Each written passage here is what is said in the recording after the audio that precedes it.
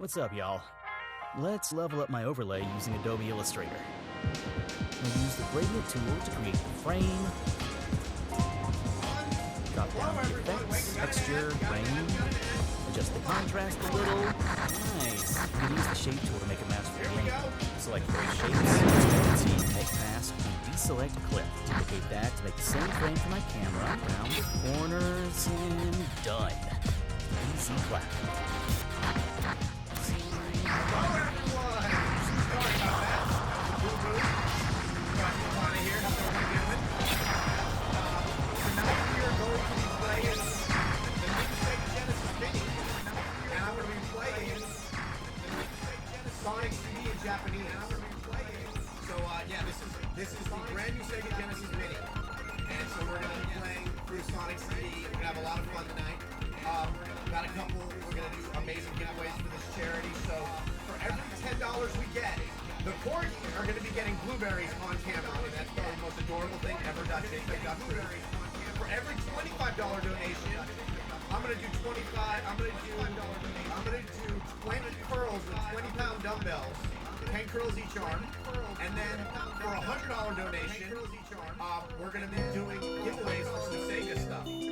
So we've got some Sega games to give away. So it's going to be absolutely epic. I hope you guys really enjoy the stream. And remember, this is for kids. So at the end of the day, a child should not have to be responsible for how much a parent makes.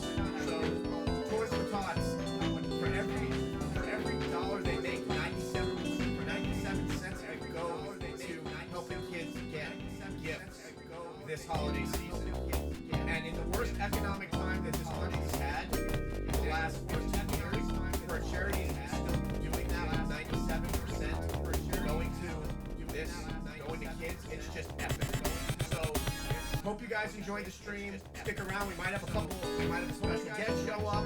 Stick around. It's going to be really freaking amazing. Hold on. Let's check my. It's going to be really freaking amazing. Hold on.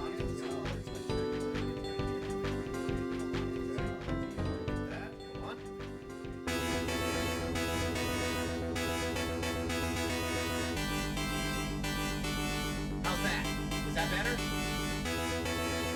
Boosting my mic.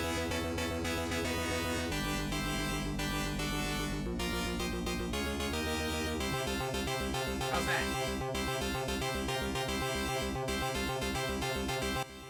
How's that? That good?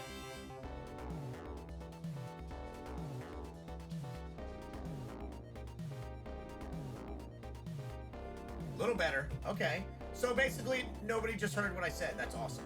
How about now? How's that?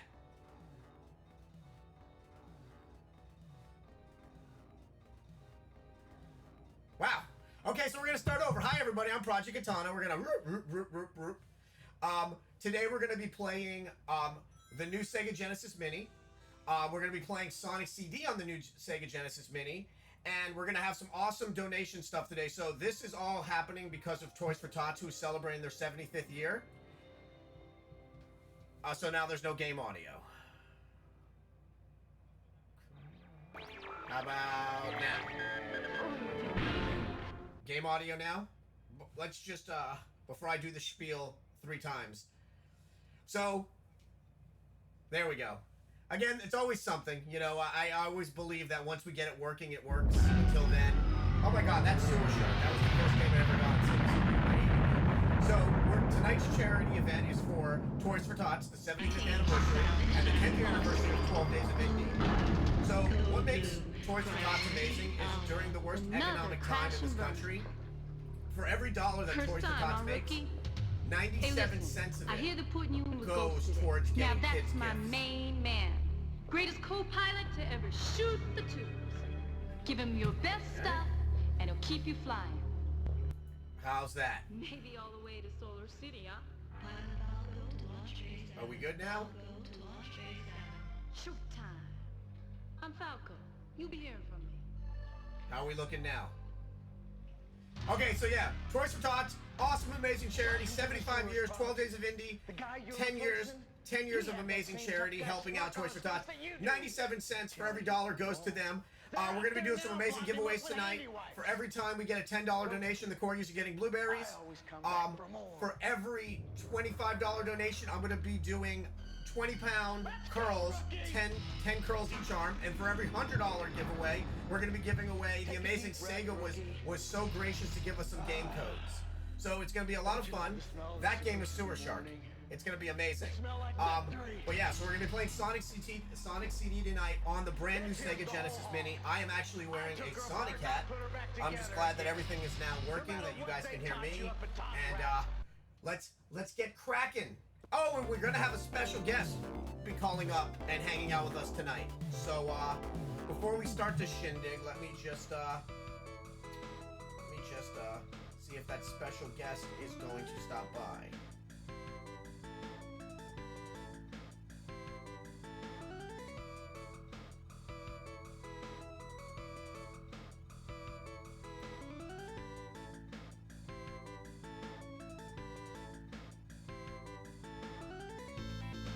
Alright, so Sonic CD. I had to download a picture because the Japanese is very Japanese and I couldn't read how to save. So what's amazing about this is actually a Sonic CD with a save state. Okay. Here we go. So our goal tonight is to try to get all the time stones. We're gonna try to get all the time stones. So important, we want all the freaking time stones.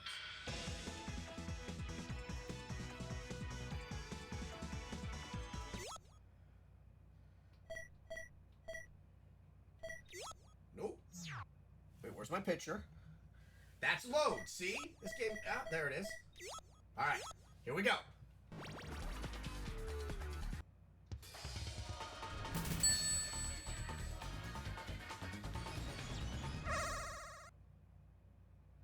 So for every $10 donation, the corgis are going to get blueberries live on stream.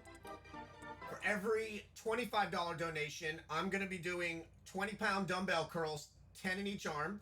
And for every $100 donation, we're going to be giving out Sega game codes. We've got some awesome Sega game codes tonight.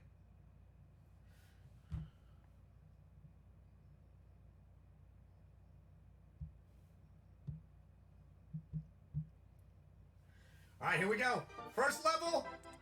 Let's go.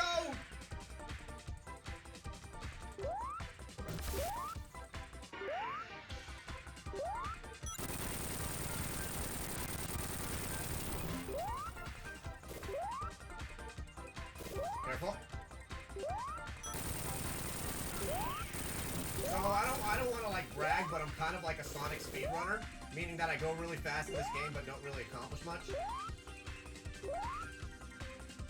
Get it? Because he's Sonic? So you're welcome. Okay. Ah! Wait, somebody donated already?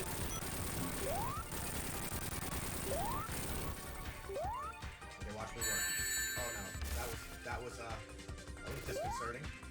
Alright, we need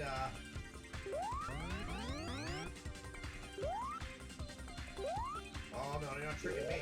There we go, that's what I needed. Ah!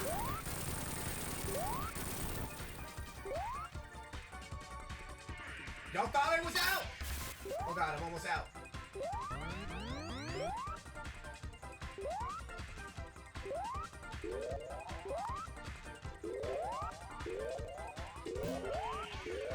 Oh god.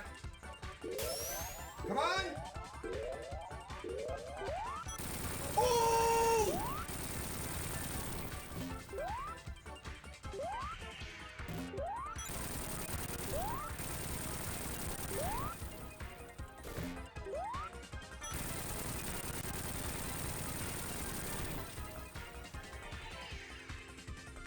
Let's go! Just when you thought I was out!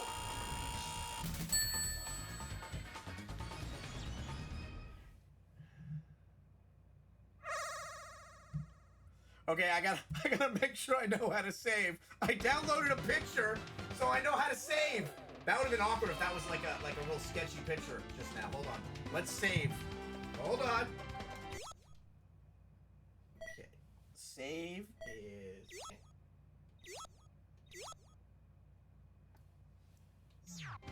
Wait, blueberries! Wait, what happened? What happened? What happened? Okay, so, okay, it's not showing up when somebody donates. I donate. Yes! The corgis are getting blueberries! I gotta move my chair. I gotta move my chair so y'all can see it. Hi, guys. Leia, you want some blueberries? And for anybody that's curious, the corgis in Corgi the Dead, were the amazing Draco played earlier, these are the corgis right here. So this is Leia, and this is Yoda.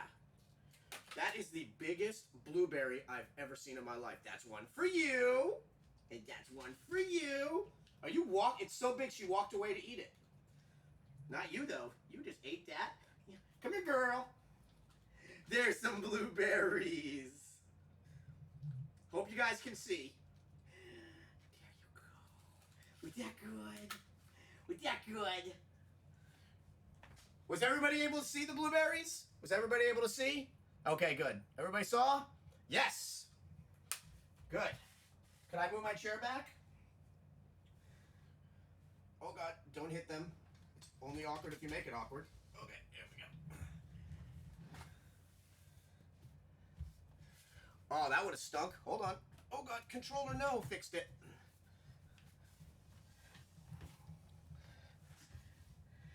Everybody wants to pet the dogs.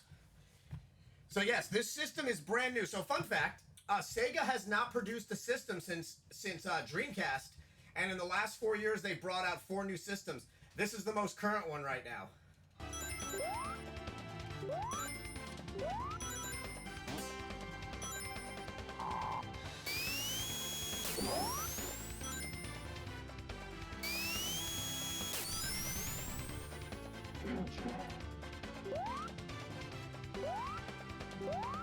This game and this system will always hold such special feelings for me because my grandfather supported my video gaming his whole life. Don't you dare. He tried. Supported my my video games. Oh, you just... You know what? I'm not really happy with what just happened. And this was... The Sega CD was the last thing he got me for Hanukkah. So, I still have my original Sega CD he got me. Okay, we're definitely...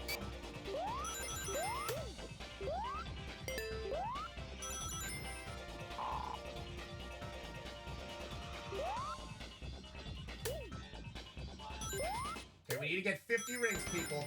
50 rings before the end, or else we don't get... Or else we do not get to do our thingy with the ring that we need to do. We're not gonna hit that right there. Oh! Okay, so Zyber donated 20. Okay, Zyber, do you guys... Okay, so 20 bucks. We'll do some curls. We'll do some curls. You guys better have a dictionary for these definitions. Is there a dog behind me? Because please don't make a dog behind me. All right. All right. Hi, puppies.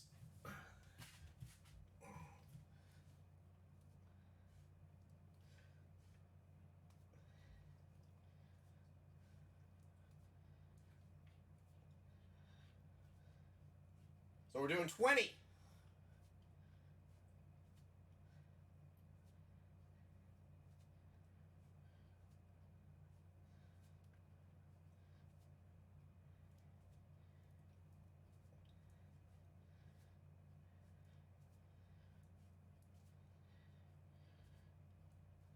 Boom! We're gonna get sweaty during this. I want my arms to be sore tomorrow. So everybody keep donating.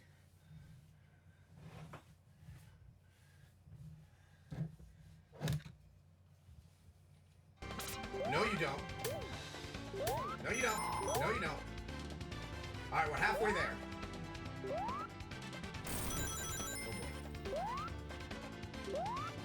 Okay, so he just cheated.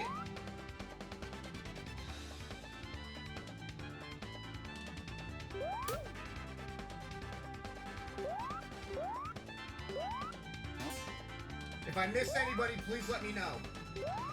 I went to the store today and got a brand new vat of blueberries for the babies.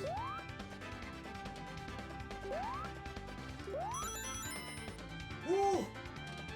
Oh, hold on one second.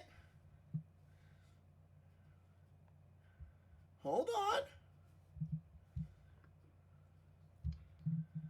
Excuse me. Do you know where I can find any sailors around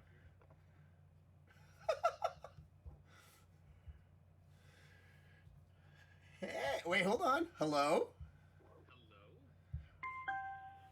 Ladies and gentlemen, the lead voice actor from Shenmue just came in. He's on speakerphone right next to my microphone. He's here to hang out and say hi to everybody. Corey Marshall, the lead voice actor from the game Shenmue. Hello, everyone. Hope you guys... So, Corey, we are currently playing Sonic CD. So, Corey and I had a little conversation last week. So, him and his best friend made an agreement. His best friend would buy the Sega system, and he would buy the Nintendo system, so when they go to each other's houses, they get to have the best of both worlds. So when I told Corey I was going to be playing, some Sega stuff today, he, learned a lot about, these systems, because he's, about this system specifically, because he didn't have it growing up. Oh, God, that's 50. So right now what we're doing is we're playing Sonic CD, Corey, and for every $10 donation, the Corgis get blueberries, and for every $20 donation, I do 20 curls with 20-pound dumbbells in each arm. And then for a $100 donation, you actually go out to dinner with somebody. We just added that one in. Wait, how much is the donation on that one? Say 300, 400. No, for every 100 we make, we're going to be giving out a code. And guess which one of the codes we have? A little game called Shenmue. Oh, I've heard of that game. Yeah, I was really hoping you would have. So yes, Corey is donating some of his time to us. He is a huge philanthropist, and yeah, Corey, if you want to talk a little bit about what you do and your passion for charities, please. Everybody's listening right now. We've got some awesome people in here, and we just hit another level, so it's gonna happen. Great. Well, I want to see if we can get you doing some curls. So if somebody donates 40, can I see you do 40 curls with 40-pound dumbbells? That'd be amazing. Well, the thing is, I'm so muscular that they would only sell me 20-pound dumbbells at the actual dumbbell store. That's the story I'm going with. So what had happened was, yeah, that's basically what had happened. So I'm just gonna... You wouldn't want to rip out your shirt, is what you're saying. Yes, basically, when I went there, they were like, "Sir, this is not a zoo." And I'm like, "Why?" And he's like, "Because your pythons are out." So, and they were basically saying all this stuff. They were asking me if they had permits for the gun show. And it was just very awkward. And at the end of the day, I'm just a man. I'm just a man. Yeah, granted, I'm built like a Spartan, but I'm just a man at the end of the day. So, the whole gawking and, it was a little awkward. So yeah, I walked in, they were like, "You're too muscular to get anything bigger than a 20-pound dumbbell." And I was just like, "No problem, guys. Whatever you..." Oh God, I'm like, this is happening. Oh, this is really... They're like, "Sir, you need to calm down. You need less muscle." That's what happened. You're like, all poofy. They were like, "Sir, I need you to touch your two fingers in between." And my pecs were so well defined that I couldn't do that. So they're like, "We're gonna need you to tone it down and get 20-pound dumbbells." So that's exactly what I did. Yeah, they're saying lean it up a little bit. Yeah, they do. They wouldn't even take my credit card. It was a whole thing. I just again, I'm a man of the people, so at the end of the day, I put on my pants one leg at a time. Yeah. Well, I must admit, I do set up my pants in spring, and I actually jump into my pants, both legs at the same time. Do you? Just because the whole putting the pants on, I was like, well, I'm a normal guy, but I don't want to be that normal. That is the highest I can make it. Because he is ironically on a Bluetooth speaker that Sega sent me. So you're hearing a Bluetooth speaker with a character who was in one of the most amazing Sega video games ever, while he's talking to us, while we're playing a Sega game on a Bluetooth speaker. I mean, that's just, I think that the term they use is meta, right? I think that's the term. Wait, did I mess this up? Load. Okay, here we go. Please say I didn't mess that up. Okay, good. So, yeah, I mean, you were talking about charity earlier. You know, that definitely is something that's near and dear to my heart. Something that I have, you know, been engaged in for a very long time and dedicated a lot of my time and effort to. Even just events here in LA. You know, I'm always very much into equal rights for all people I guess, of all walks of life, people who are just misrepresented in one way or another. So, of course, that's me and my family are very heavily engaged in women's rights, LGBTQ+, and I'm always, you know, and the thing is that I've actually joined Sega a few times now on some of their wonderful charities as well. And it is something that's very, very important to me because I have been very blessed myself in my life, and I've had a very good life, and I would like to, as much as I can, help out my fellow man, you know, who you know, we all don't get an equal footing in life sometimes. Nope. I myself have been very lucky, and I'm hoping to, as I think we all should, really, in these times, where times are getting kind of crazy, things are getting a little rough out there for several reasons, whether it's economic or political or whatever you have. And now is the perfect time to help out your fellow person. And yeah, that's why I'm here today, because this is something that's been very important to me and my family forever. You know, my daughter, she started when she was very young, actually. Gosh, maybe as young as 7 years old, getting involved in charities and stuff like that. My wife, all the way back in high school and college, dedicated a lot of her time and effort to helping out people in her home country of the Philippines. And yeah, something that's been very important to me as well. I got very seriously involved in college.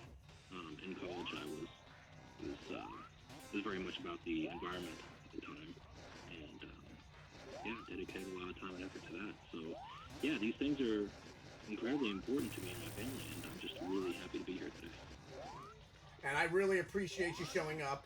Like, and you know, what makes Corey amazing is, like, anytime there is a charity, like he said, he's been on Sega charities. Whenever there's a charity, he will always make time. And for a charity like Toys for Tots, that, you know, like you just said, during the worst economic time this country's had in the last, 2 years, inflation's on an all-time rise. You know, 800,000 kids are going to bed hungry every night. We've got kids that are food dependent. People don't know where their next paycheck is coming from, and that's not a child's fault. So for us to, for all of us to be giving our time to a charity that's now 75 years old, and for every dollar they get, 97 cents of it goes to helping kids have a great holiday season.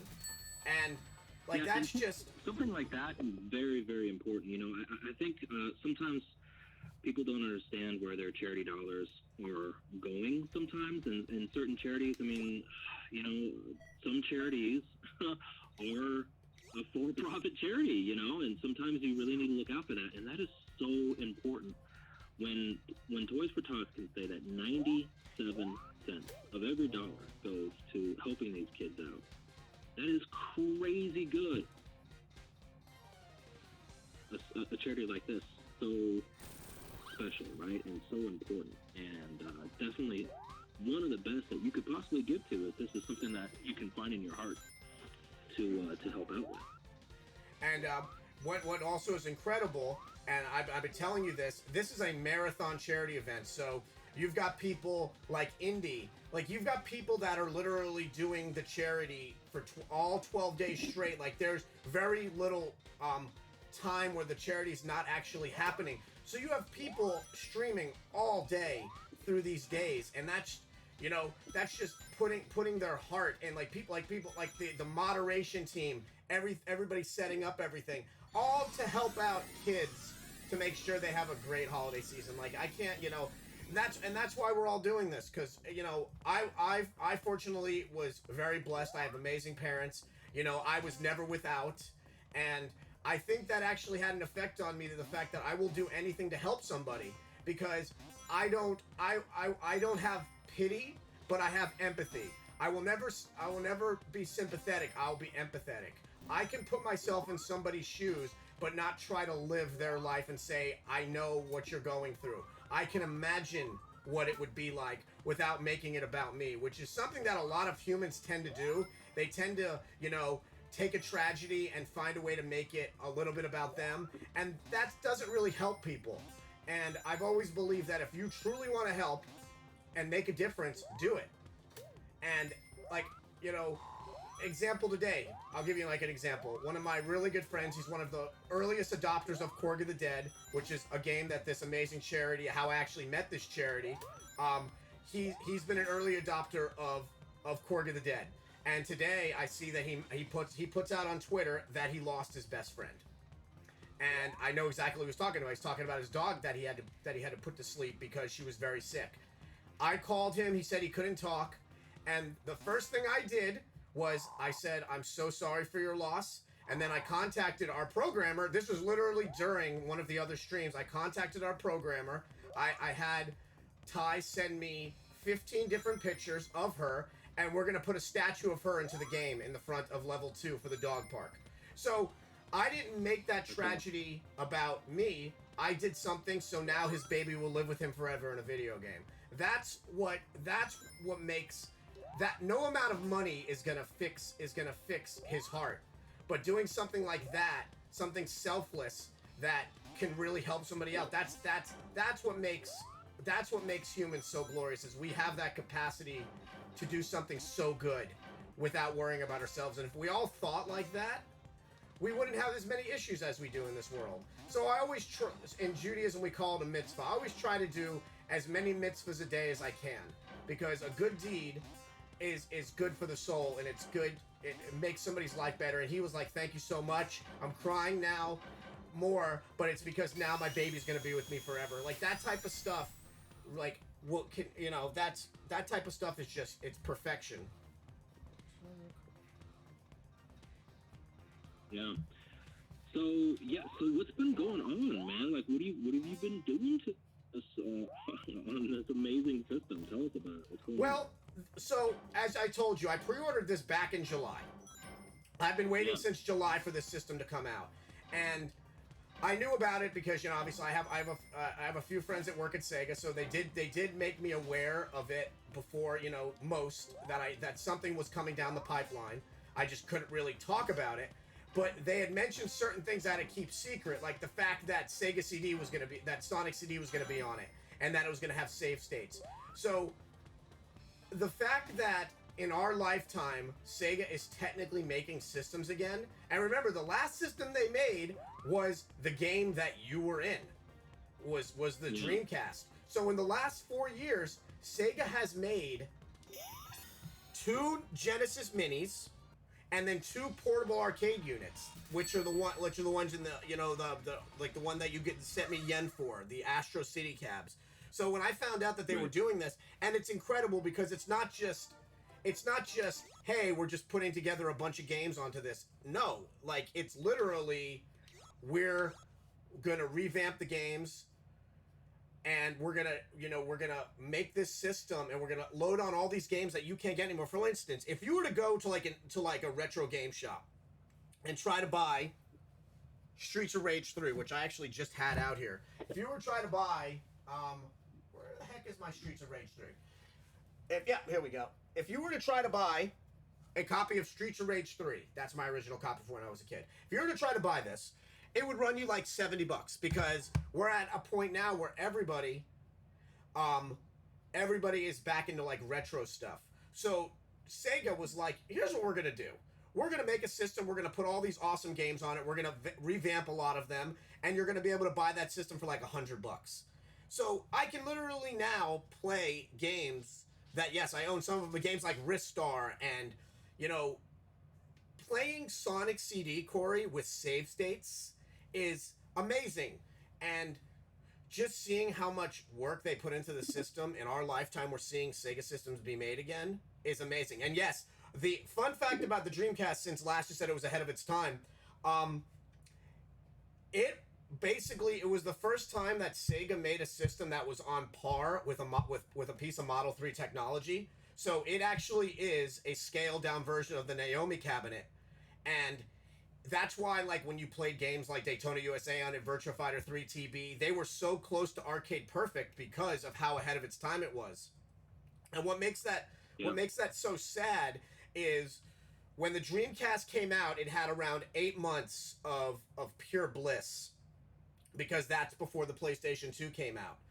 And one of the smartest and yet saddest decisions Sega ever had to make was going back into that software model. And it's sad that they did it, but it was so smart that they did, because now you're fighting against companies that just print money. Like, I think Microsoft has been selling their systems at a loss since they came out. And I firmly believe that the first Xbox we had was basically a Dreamcast 2. It basically was a Dreamcast 2. Oh my gosh, I just got it again. Corey, you're like a good luck charm. I just got another time stone. We're just racking up time stones here. Hey man, I'm here for you.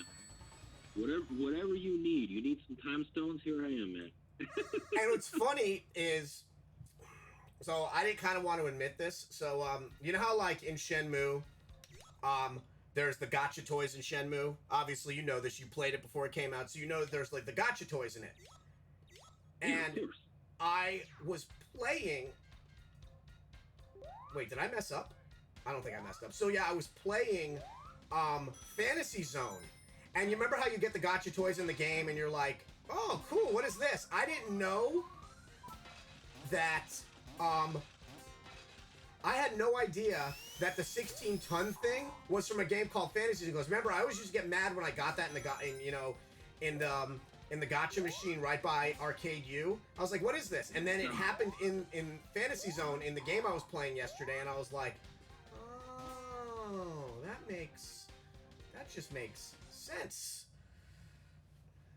So Lash, you still have your Dreamcast. Have you played Shenmue? Are you a Shenmue fan? I mean, I would say yes, because the lead voice actor is in here. So I would just say yes, just so it's not awkward. He's talking about Sonic Frontiers. I've heard that you've played it a couple of times in your life. Is that true? I mean, I'm not gonna lie to you. I mean, the far superior game is Zelda in any of its form or fashion, or Final Fantasy 3. So, yeah, right. So, Sure. oh! Hold on, hold on. I just died. Hold on, load. Wait, let me make sure I get my correct button.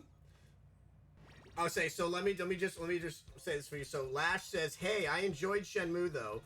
Fairness dictates a note. I primarily got the Dreamcast for Sonic Adventure and Sonic Adventure 2. So yes, yeah. I mean, so that is a great reason to get the Dreamcast. So those are some great games, and of course, we were talking about before about how the Dreamcast itself being way ahead of its time, having those slots for the memory cards, having that memory card have a screen and having the VMU playable themselves. Are you kidding me? Those are hilarious and fun. Did you know? And I was gonna say this because my ADD kicked in. I didn't mean to cut you off. Did you know that you can hook two VMUs up together and actually battle your chows and play mini games together? And you could take Dreamcast VMUs into Japanese arcades while you were in Japan. When you were there, this was happening. You could take your VMU and actually save onto the VMU off of Sega arcade cabinets there. Okay, so I didn't know that second part because that's not something that I had the opportunity to experience. But yeah, I had no idea that you could actually take those into the arcade and make a save. That's incredible. That is awesome. The Dreamcast also had one of the first webcams. it actually had an RFID. So Sega's idea with the Dreamcast was that they were going to make this thing called the Dreamcast watch. So like when you go to events, you'd have this watch on. It actually had an archaic RFID system in it. So like when you went to shows, you would actually scan your watch and it would let you in. So basically they had all these ideas and plans. I just lost my coins. I'm just going to just keep swimming. I gotta start over. Don't judge me. So they had all these plans for the Dreamcast that never came to fruition because, like I said, it only had like an 8-month period. Because sadly, the minute the PlayStation 2 came out, a lot of companies did. Like I'll give you one, like Tecmo, who only reason that Tecmo has Dead or Alive is because they used Sega's Model 2 technology to the fact that they actually thanked Sega. But as opposed to making a better version of Dead or Alive 2 for the Dreamcast when the PlayStation 2 came out, they made a superior version of it on the PlayStation 2. And the PlayStation 2 wasn't even stronger than the Dreamcast. It was just a whole thing. Like it was so ahead of its time, but like it just so much was going against it. But yeah, speaking Lash, we actually have next Wednesday Sonic Frontiers is coming out, which is going to be huge. Yeah, we got yet another one of those games coming out. You know, they just keep pumping out the great games and great content. You know, that's something that Sega has been really consistent on. They've got some franchises that are just keep pumping out great games. You know, we talked about Yakuza earlier too. Man, you know, Yakuza and it's interesting too how they switched it up just recently and really kind of got a whole new idea, a whole new sort of fandom involved in it too, and that's something that I remember I was playing with Like a Dragon. And yes, you were. It was like RPG stuff.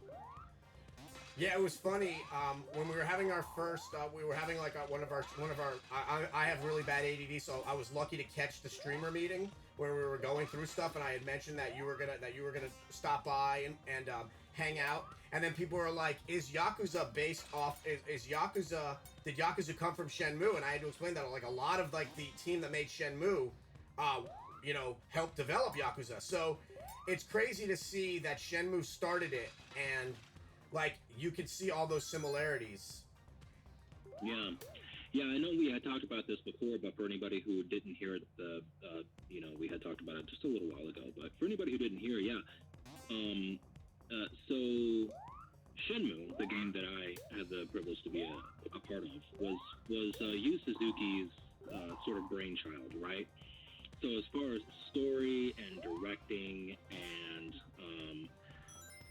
story in general, right? Where the story was going, all the stuff that he had built over his career, really. If you think about the influences of his previous games that are going into Shenmue, he sort of put everything into Shenmue from you know, bits and pieces from his career, and that's, you know, I mentioned before, that's sort of like his magnum opus, right? Shenmue.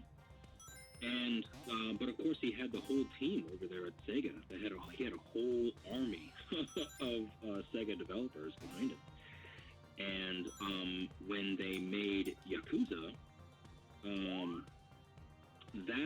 of course that's not Yu Suzuki's story, right? So he didn't have the influence as far as the story is concerned, but everybody who had worked on Shenmue previously went into making Yakuza. So we're talking about, you know, as far as designers and developers and, you know, all those people who had worked on Shenmue before built Yakuza off of that experience. So you could really say that Shenmue is sort of the grandfather, or, you know, or father, really, of games like Yakuza, and that we can love and enjoy those games today because of the development team that was part of Shenmue. You know? Yeah, and it's funny because I told you this. When Shenmue it was gonna kind of be like a Shenmue RPG, but like online. When that was being made by another company, I was so excited, and then it got canceled. And honestly, I never played Yakuza in 2005 because I was still playing Shenmue. Because remember, like I had said, so a lot of people don't know this, but Shenmue 2 never came out on the Dreamcast in the States. It never was released in the States. So Corey didn't actually voice Shenmue again until it came out on Xbox. So the version that we have now on Xbox was the first version he actually did voice recording for. So everybody in Japan and in Europe got to take their VMU. This is my original VMU with all my Shenmue game saves on it. Got to take their VMU and continue their story because Shenmue was meant to be episodic. So they got to take their game save and take everything that they've earned, all their money, and go to the net and go and start the game off fresh. The Americans basically have a game save that can no longer be used anymore. So I remember when I bought my European version, I was working at Best Buy. I wasn't making a whole lot of money yet. And I remember getting that copy and putting the disc in, and it said that game save is not compatible. My heart sank. So I didn't actually play Shenmue 2, even on Xbox. I didn't play Shenmue 2. I didn't hear Corey's voice again until 2007 or 2018 when they released it back on computer, because then I was able to play Shenmue 1, minus the Timex watches, which I'm still a little upset about, minus the Timex watches, but the fact that I was able to actually save and take all that stuff that I had and go into the next game was perfect. Because shit, like, and people have said the Dreamcast had what was called a passport, so at like 4 o'clock in the morning my time, I was trading with... No! I just lost all my coins.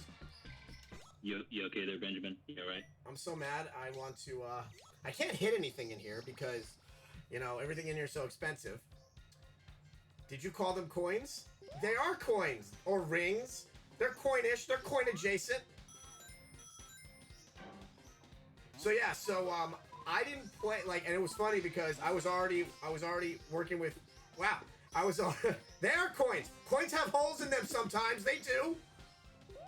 So, I didn't actually play Shenmue 2 until Corey and I were already friends. So, like, I was talking to him about, he came onto my stream once and I was playing Shenmue 2 for the first time and he was telling us some of the coolest stories. Like, hearing his voice again was just so freaking epic. And to actually take my game save and be able to continue... You know, I think that this game is... the whole world's against me. It really is. Like, here I am, trying to just, you know, make it happen. And, you know, things are just happening, Corey. Like, I just need more of your luck. I need more of your Viking luck. Okay, well, you know, maybe I'll throw in a little bit of chaos in there too, because without chaos, then there is no life. So that is a point. Yeah, I almost, speaking of chaos, I almost brought one of the birds in here today, because fun fact, I have 2 baby parrotlets, which are miniature parrots, and I taught one of them is named Chaos Emerald, and the other one is named Bean the Dynamite, and I taught Chaos how to say Sega. Which I kind of regret because now at like 7:30 in the morning, he's screaming Sega at me. It's like the worst alarm clock ever, but the best alarm clock ever. Let me read some of this chat. You to get up and play. Let me read some of this chat. Let me see. Let's see. There are coins. Let's see. It's like Crash Bandicoot player calling the collectibles apples. Wow. Well, I'm gonna call them apples. I've never played Crash Bandicoot. See, yeah. So Matron, yeah, like he'll be like Sega, and then I'll be like, well, this is cute. But not at 7 o'clock in the morning. So yeah, when he said it, he actually said it for the first time on stream, and I was able to actually clip it, and I turned around, I was like, I remember it like it was yesterday because Sega had sent me a copy of Demon Slayer, a digital copy of Demon Slayer, which you know, they were like, you're gonna like this game, and then he did it, and I was like, did you just say Sega on stream? So as you were saying, Corey, sorry, I didn't mean to cut you off. It was unintentional. You know my ADD. You know how it is. Yeah. Well, you know, just to make you feel better on the coin versus ring thing, the Japanese yen, the five yen and the 10 yen, both have holes in them. So, Ha! how about? I mean, not quite a ring, but they do have holes in them. I will take whatever you have to offer. So, fun fact is, I can't turn the camera because it's centered and everything. So, for my birthday last year, Corey sent me 600-piece yen. And it's the yen that you actually use to play arcade games, because behind me I actually have a new Astro City, which was the Sega Japanese candy cabs, and it takes yen. So the yen that he had left over that he used in Japan when he was filming, when he was voicing Shenmue, I actually used to play my game. Let's see, added one new entry, that's fine. Let's see, the giveaway is open. Ooh, the giveaway is open! You got to get a real geeky game. Maybe you could get yourself a golden axe, and we'll come over and we'll throw some yen in there and we'll play. Can I tell you something, Corey? I have been looking for a Sega game for that system. So I have the Virtua Fighter 3 downstairs. We've talked about it. You know how important Virtua Fighter is because the whole fighting style is in the game that you voiced. I have, I have that, a Virtua Fighter 3, a full-on deluxe cabinet of Virtua Fighter 3, which is just freaking epic. I have, the sequel to Shinobi, Shadow Dancer downstairs, and then I have a Capcom Big Blue. I have been trying to find an actual Sega game, and the closest thing I found is what they call a Titan board, and a Titan board is basically a Sega Saturn. So, yeah, I can actually get a board and play something like Die Hard Arcade, but it's the same thing as owning a Sega Saturn. So I've been trying to find... Just to let you guys know, I am not leaving this level until I get 50 coins. So, or we're starting it over. So, yeah. Luckily, you guys had me for 3 hours. So, ha! Oh, God. Wow. Are you going to stay on this level for 3 hours? Okay, Corey, it's, I'm trying to be the best version of myself for you right now, and I need 50 the best coins. Version of yourself with 50 rings? Yes, 50 rings is how we get to the special level, so I can get your time stones for you. I'm doing this for you, Corey. So, Corey, let me ask you a question. When you started doing Shenmue and you started voicing it, when you got the copy of the game, right? Because you had mentioned that they set you up in your apartment, so when they sent the Dreamcast over to you, and you started playing, like, what did you spend time on? Did you because obviously you weren't in the game yet. It was still Takata. What's his name? Maida-san. It was still Maida-san. So when you were playing it, did you like spend time on any like particular part that like just really stuck out where you thought, holy crap, like this is kind of like, this is game changing, like the U Arcade, for instance? Yeah, I was so enthralled with the story, right? So, yes, of course, the first thing I did, was explore my bedroom, opened up all the cabinets, opened up all the drawers, saw that he had extra clothes and all that kind of stuff. I was like, oh, man, this is great. I've told this story a couple times, but it's like, oh, man, this is what I've always wanted games to be. I've always wanted to be able to interact with everything, right? Like you said, you could go get you could go get gotcha toys just on the side there, if you wanted to. You could buy a soda and drink it. Why? Because you can. You know what I mean? Why not? Does it do anything in the game? Does it make you stronger? Does it make you faster? Does it, whatever? No, it doesn't. It's just like you can buy a soda, so you do. I mean, yeah, I did all those things. However, I was so enthralled with the story that I just could not wait to keep playing it, So I was definitely all about the story, playing the story, and seeing all that was out there.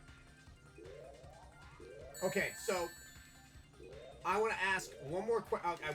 We got to start over because basically, I'm gonna blame me because my ADD is there. So Corey's one of my best friends, so I always it always blows my mind that I'm actually hearing Ryo Izuki while I'm talking with him, because little fun fact is the first time him and Yu Suzuki worked together again was for Shenmue 3, and obviously, you know, Yu Suzuki wouldn't have done it without Corey, and I remember Corey had said to me that the first thing that Yu Suzuki said to him when they had met, because it's through his translator, because from what I've understand, he doesn't speak the best English. He doesn't need to. He's Yu Suzuki. He can speak whatever he wants. But he had said something to the lines of Corey like, wow, your voice hasn't changed in like 20 years. So on that segue, for anybody new that's joining in to the stream, we are doing this amazing stream charity-a-thon for the amazing Toys for Tots. They're celebrating their 75th year of making sure that kids have gifts during the holiday season. We have had the worst the worst economic time in the last 2 years, and Toys for Tots, for every dollar they make, 97 cents of it goes to helping a kid get a toy. Like, I can't tell you how amazing that is. So, what we're doing in the stream for all you newcomers is, for every $10 donation, I've got 2 cute corgis, which are basically fancy fox bunny bears. For every $10 donation, the corgis get blueberries live on camera. For every $20 donation and higher, I will do 10 curls in each arm with 20-pound dumbbells. And for every $100 donation, we're going to be doing a giveaway for some amazing Sega games. So please, at the end of the day, nobody is obligated to donate, but please help us. Help us make kids' lives better. And so, what games do you have available to give out to people if they choose to donate? Well, there's a little game called Shenmue. I don't know if you're familiar with it, but there's a little game called Shenmue that we do have. I don't know. It's about this dude who, you know, it's like a whole thing, and he's unhappy about some things, and he walks around, and he ignores his girlfriend, and he feeds a cat, and drinks a lot of soda, but yet he's still thin. I drink a soda. My tushy jiggles for a week. And then we've got a copy of Persona 5, which is an amazing game. It's... I honestly have not played it, but I've heard nothing but good things. And then we have a few copies of Virtua Fighter 5 Ultimate Showdown. So, all those are great games. My Katana, my child, loves Persona 5, actually currently playing Persona 5 right now. And, yeah, I guess Shenmue's alright. I guess Shenmue's alright. So, if you're into epic, you know, storylines and heartfelt characters and all that kind of stuff, you know, if that's your thing, if you like story, I guess, you know, Shenmue could be your thing. You like story? And, if you like story-driven content, if you're a fan of watching a kid transcend and become what he's meant to be during one of the most tragic moments in his life, then Shenmue is for you. Yeah. And if you like ignoring your super hot girlfriend who you know, really just wants to have a wonderful life with you, free of you know, death and pain, which is, you know, really where he's headed. He really is. Like, yeah. So you told me that you and Lucas, Paul Lucas, who voices for you and Paul Lucas, that voiced hold on, I gotta start over. ADD. Yeah, well, he did not be, and he also did Chai. So, did you voice with him at the same time? My Sonic hat is falling off. It's okay though. Here we go. Okay, make sure I'm loading. Yeah, absolutely. So that's, you know, for people who don't know anything about voiceover, often, particularly in games and anime, you know, voice actors come in whenever they can, and most of the time, you are voicing by yourself. You know what I mean? You're in a box by yourself, voicing your character. Sometimes if you're doing a translation, you'll hear it in Japanese. Sometimes you'll get like a developer who's not an actor doing the English voice line, and it just sounds terrible, you know, because it's like in a bad mic and they're not actors. So, you know, sometimes you'll get that. And if you're really lucky, you'll hear the other voice actor who maybe came in the day before or something like that. And if you're lucky, then you'll be able to act off of that. But most of the time, you're just acting by yourself. What made Shenmue really special is that when they had big scenes like that, when it was Paul Lucas, or if it were Eric Kelso, you know, or Liesl Wilkerson, you know, big main characters where we had big cutscenes and stuff like that, they brought in those actors all at the same time so that we could all act off of each other, which makes a huge, you know, difference when you're voicing a big scene like that. To be able to go off with the other actors, you know, it's very unusual, very rare to do something like that. And because most of the time you're just in a small booth, you know, like they don't have even the space. Sometimes you might have 2 microphones, and we were lucky that we had that for Shenmue 3. So, for example, Brianna Knickerbocker, we did a couple of scenes together, which was great, because we had quite a lot of dialogue together in the beginning of Shenmue 3. But there at Sega headquarters in Japan, they have a massive studio, huge studio that you could fit a whole band in. You know, multiple microphones, big soundproof room, huge board at the back. Just a whole team could work in there. That's exactly what happened. Sometimes we had 4 actors in there at the same time. And something like that it's just kind of, you know, I've never had anything like that since. Never had 4 voice actors in there. Sometimes, if you're working on a really big project, like maybe a Disney project or something like that, you're able to have that. But sort of unheard of in the video game and anime world. But we were really, really happy to be able to have that. So yeah, I worked right alongside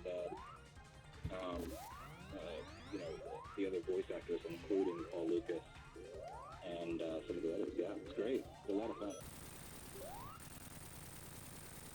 Corey, I don't think you understand that I'm literally in the fight for my life right now, trying to get this last one, and I got it! Y'all thought I wasn't gonna get it!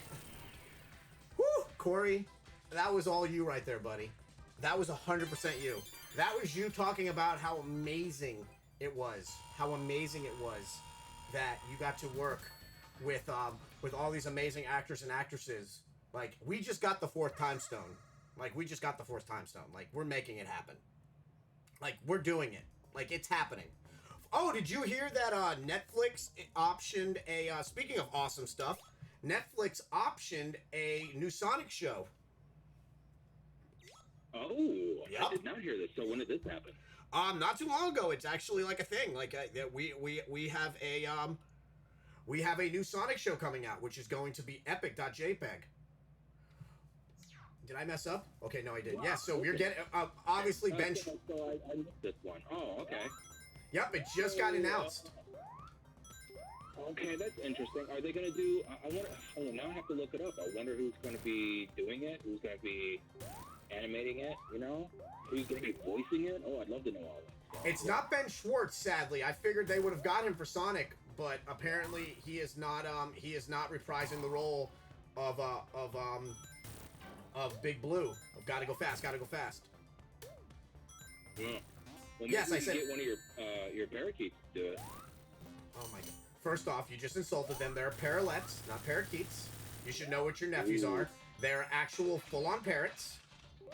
And I'm a little offended for them right now. And I'm gonna have to tell them what you said. Wait, so if people donate, do they get a blueberry as well? Or just the cord? You know, it's funny that you brought that up. I was 100% thinking of bringing Bean in here, or Chaos. I could bring Bean in because he does have the smaller cage, but I don't know how he would do with the bright lights. Because remember, he hasn't been in here as long as Chaos has, so I don't know if the lights would bother him.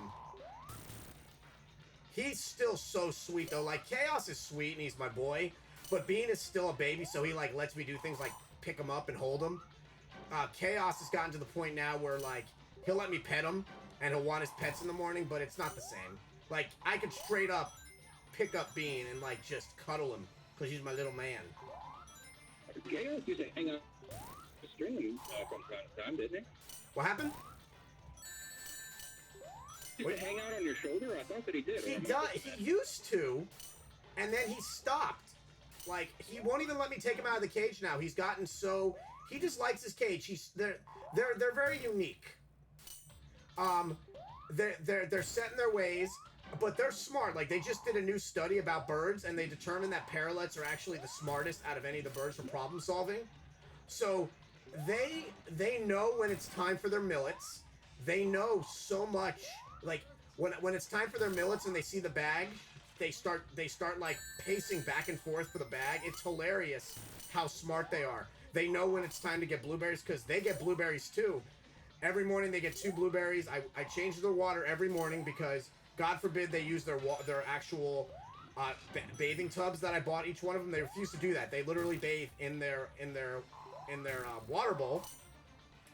And so yeah, when I bring out the millets, they're like Bean will pace back and forth like in excitement. He's like, where is it? Where is it? Where is it? Where is it? And Bean doesn't like eating his millet on the ground, so he's like a little velociraptor. He picks it up with one claw and carries it to the top of the cage and eats it with one hand while looking at me. It's definitely a thing. It's a sight to behold. Maybe he's imagining it is you. Yeah, that's terrifying.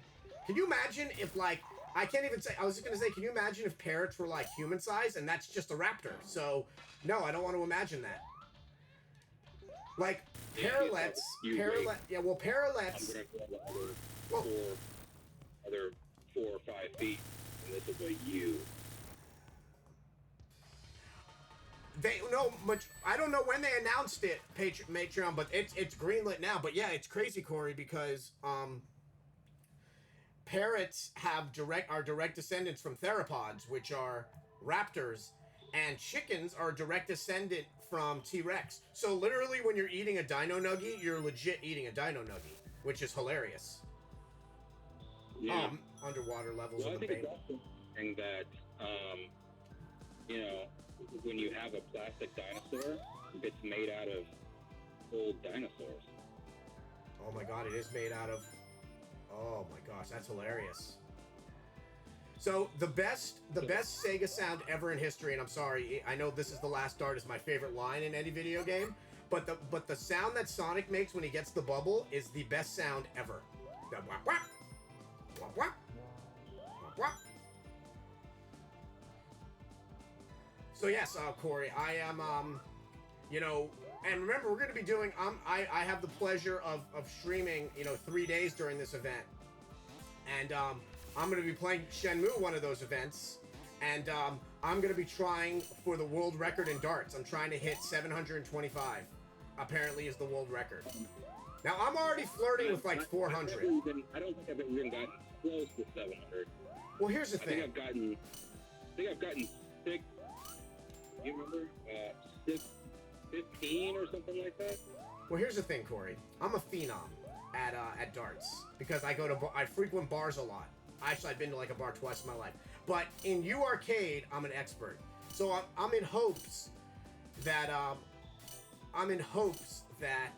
I will hit that 700 while on stream. What are we even talking about anymore? What you talking about, Willis? Why not an elephant-sized parrot? That's a brontosaurus! Oh god. Okay, here we go. Nobody panic. We're fine. You got lost in the bird discussion. Well, that is how we roll in the Shire. Okay, hold on. Let's just jump up here. And that happened. That just happened, Corey. Okay, this. Let me go! Do you wear shoes? I am a fan of sandals because I'm a Floridian. Okay. So I don't like you that. have like large tufts of hair on the top of your feet. Kind of. And I get like second breakfast and third lunch. Well, so second breakfast, 11sies, lunch, supper. I was trying to remember the name of it. 11sies.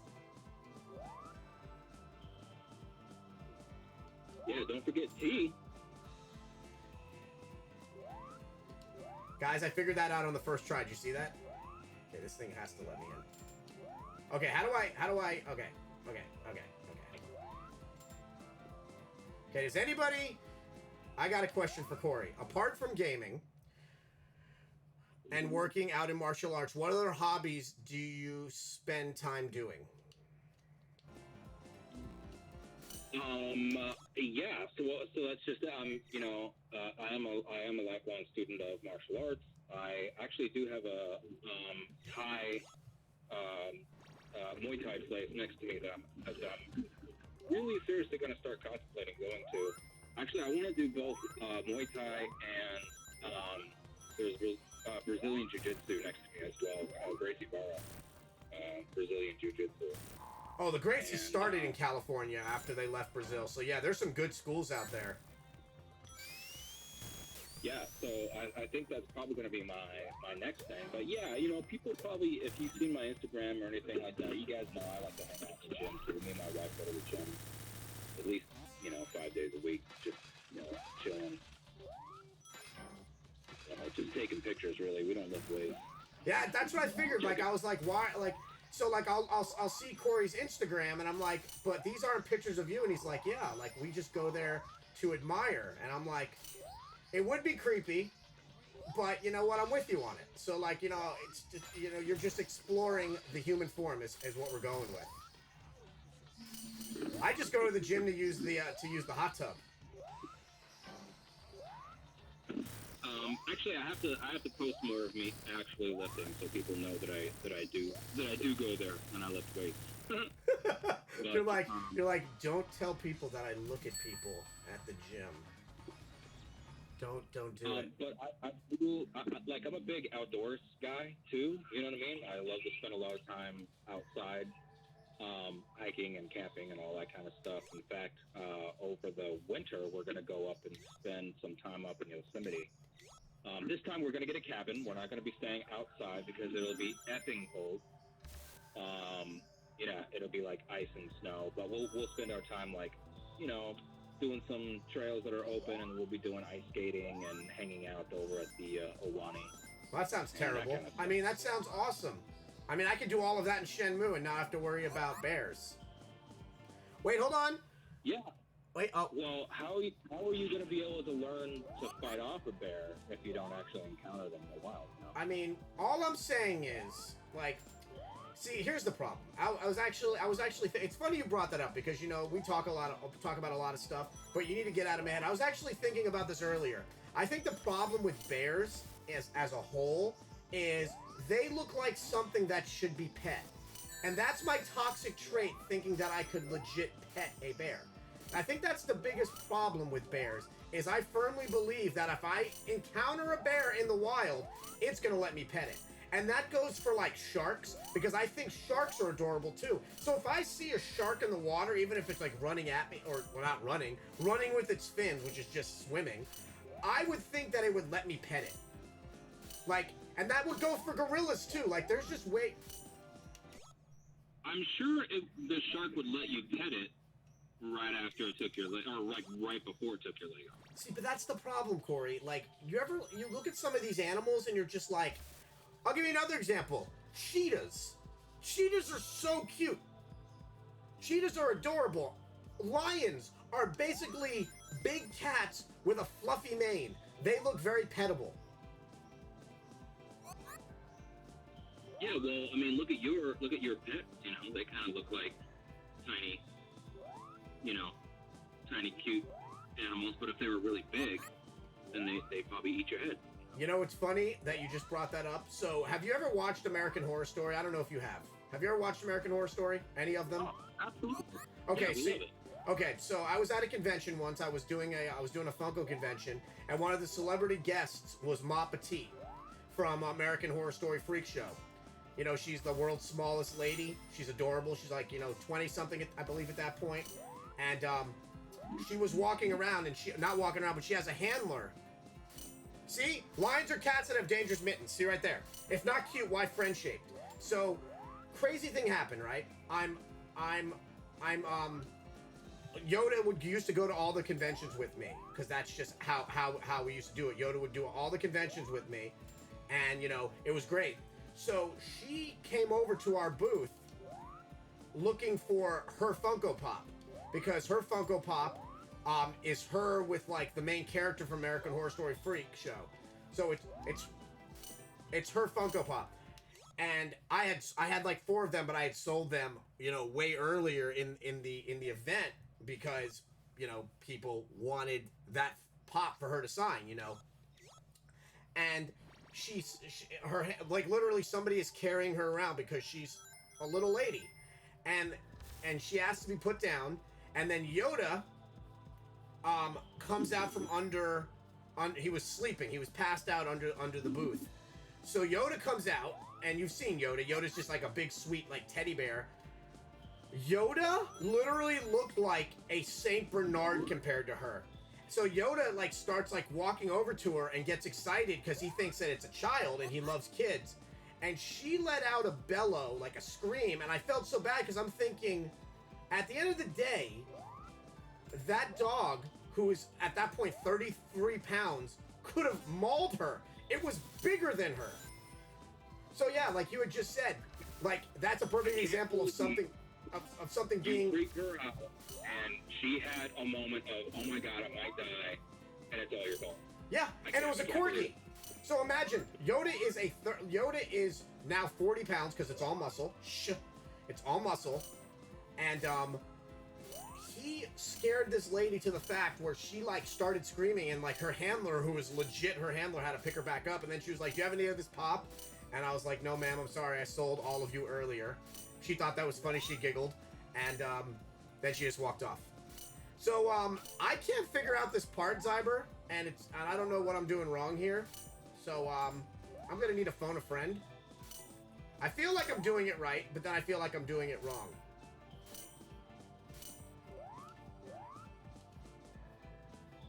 Okay, here we go. Here we go. Watch me work, people. Okay, hold on.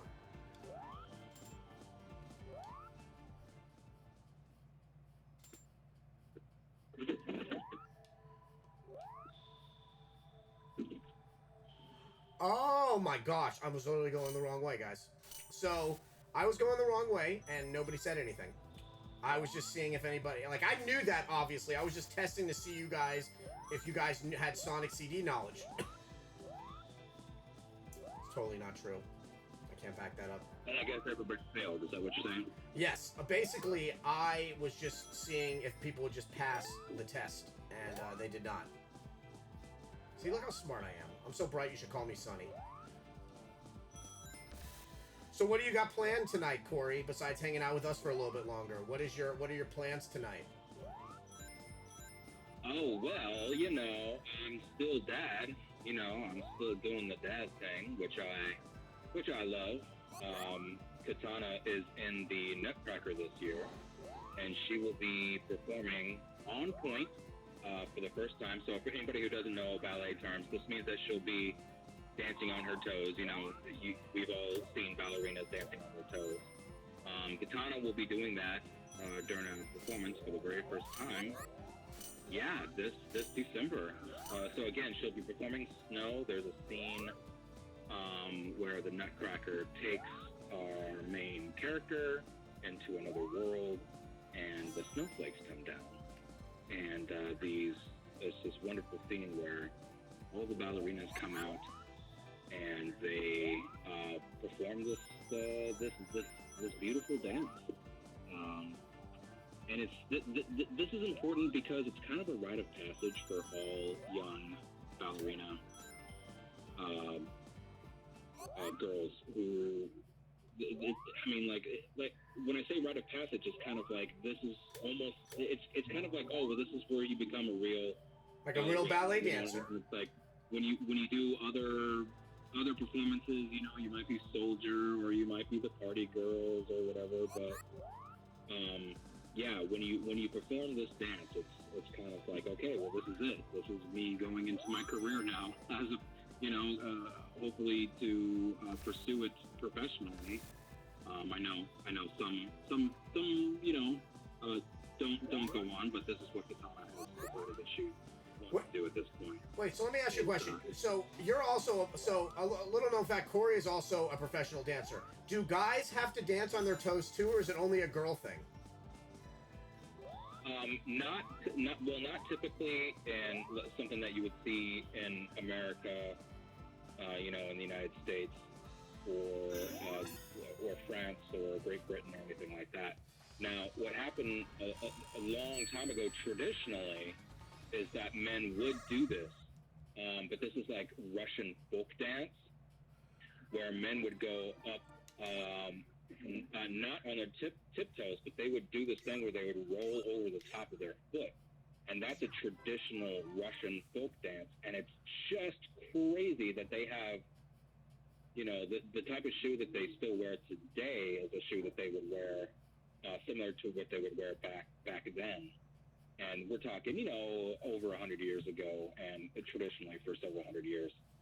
That it's kind of like a piece of leather that goes over the top of your foot. You know? That sounds terrible. It is fitted, so it kind of looks like a shoe or a boot, you know, but it is a piece of leather, and it doesn't offer any sort of support or anything. And when the men would go over the top of their foot and dance on the like their knuckles of their feet, they don't have anything there other than a thin piece of leather or any sort of, you know, protection or support or anything. And what they're able to do is just incredible.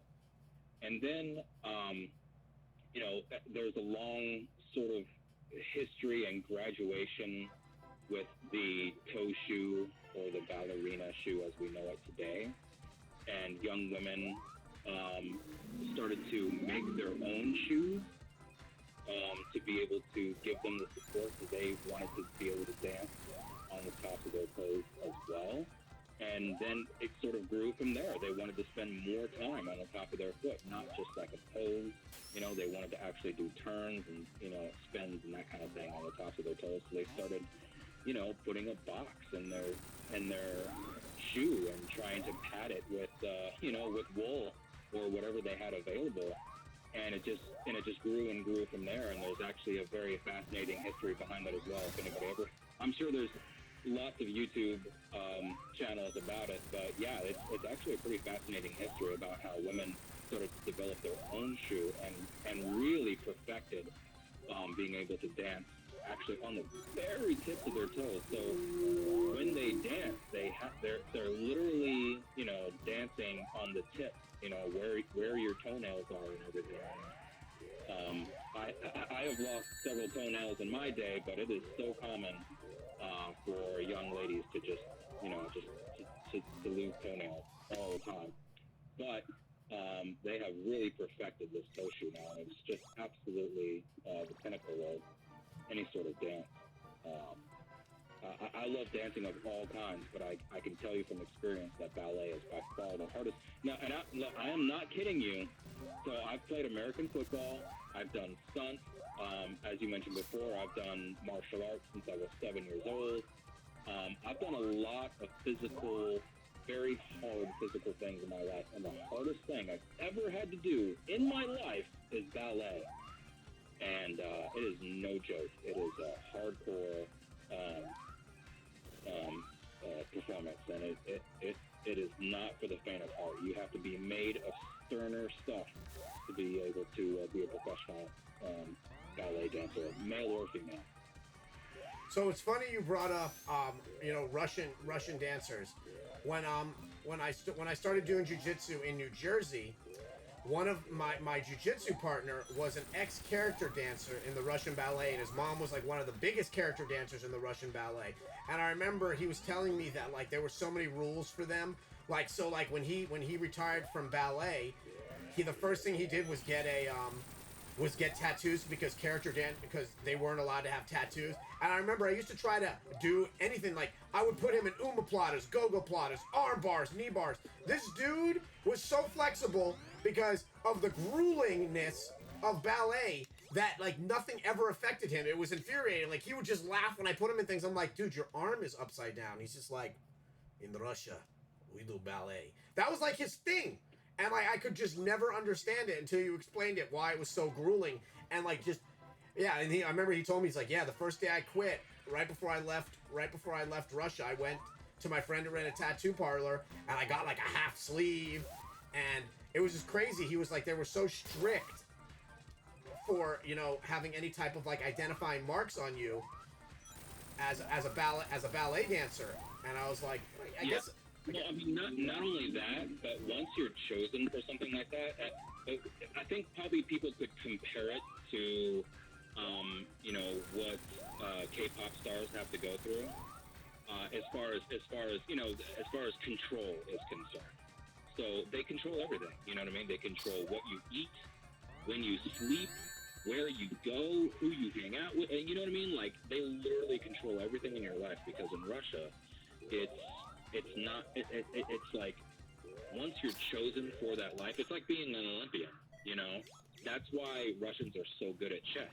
That's why they're so good at ballet. That's why they're so good at the Olympics, because once they choose you for that, you know, that is your life, and they control everything about who you are, what you do, what you say, again, what you eat, you know what I mean, what you wear, everything, you know? So that's why they're so good. They're so good at it. The greatest dancers in the world, male and female, are Russian for a reason, you know? See, why I always love our conversations is that we could just talk about this, like, the randomness of, like, everything. Wait, weren't you accepted? Correct me if I'm wrong. What school were you accepted into that you passed on? Wasn't there, like, a school you got accepted to that you didn't go to? That you just didn't want to go? It was, like, too expensive or something?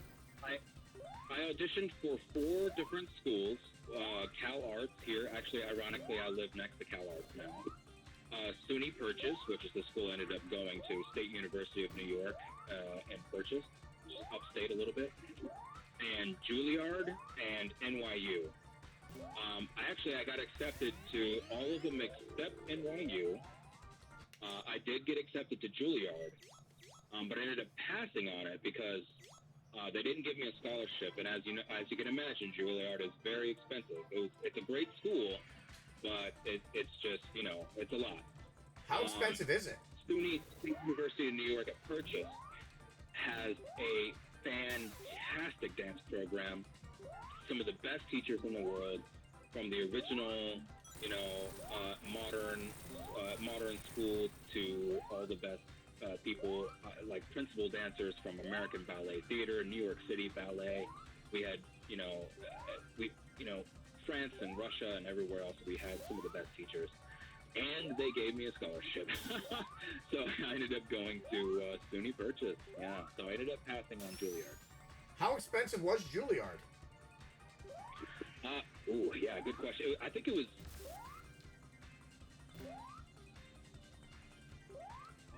I think it was double my tuition in SUNY. And I couldn't... I'm trying to... you know, it's a good question. I don't remember. It's been a long time now. It was another lifetime ago, 20 years ago now. But I'm trying to remember if that was before scholarship or after scholarship. And remember, I was moving into the state as well, and I wanted to live within the state for a year, so I wanted to live off campus so I could get in-state tuition. And you know, so if you were Juilliard, you would live in the city, and if it were Purchase, I actually lived up in Sleepy Hollow, New York, which is, people probably remember the book that Washington Irving wrote about Sleepy Hollow. Johnny Depp was in a movie called The Legend of Sleepy Hollow. That's where I lived. I actually lived up there for, you know, off and on for about 6 years. So, how did you end up applying? Like, how did the whole Shenmue thing happen? Did you just go to a random casting call? It really was a random casting call. So there's this thing called the Backstage publication. They have it on the East Coast and the West Coast. I think they probably have in some other places now. I think they have one in Atlanta because there's so much filming that goes on out there, and I think they have one in Chicago. Anyway, it doesn't matter. At the time, it was an actual, like, kind of like newspaper. I don't remember if anybody ever knows what a newspaper is, but it was like where you would get your news back in the day, and it was made out of back when paper. Frankfurters used to cost a nickel. Yeah. Anyway, it was kind of like that, but it was a publication called The Backstage, and they run auditions, and they have everything from Broadway shows to, you know, off-Broadway to small theater to film and TV and all that kind of stuff, the stuff that's filmed there in New York. And there was this tiny little ad, man, a tiny little ad that just, it was like it was like an inch or something long, and it just said, you know, auditioning for a video game 2 to 3 weeks in Japan, or no, 2 to 3 months in Japan, for a major game company or something like that. And I was like, oh, that sounds interesting. And yeah, I was there in New York at the time, just kind of looking for work. I think I was looking for a summer gig, because I believe it was coming up on summertime, and the semester was going to end. And I was actually looking for like a summer job, but that one popped up, and I couldn't refuse. You know, I couldn't refuse to audition for it. I just decided to audition for it, not knowing what it was, not knowing what game it was, not even knowing what company it was for or anything. But I was like, hey, 2 to 3 months in Japan, voicing a video game. That's my jam. So yeah, ended up auditioning for it and getting it. And yeah, I actually had to leave school, and that was a very hard decision. But I had to leave my second semester of my first year in ballet to voice Shenmue 1. Do you regret it? No, not at all. You know, the thing is that I really enjoyed dance. And I still love the art. I love everything about it. But,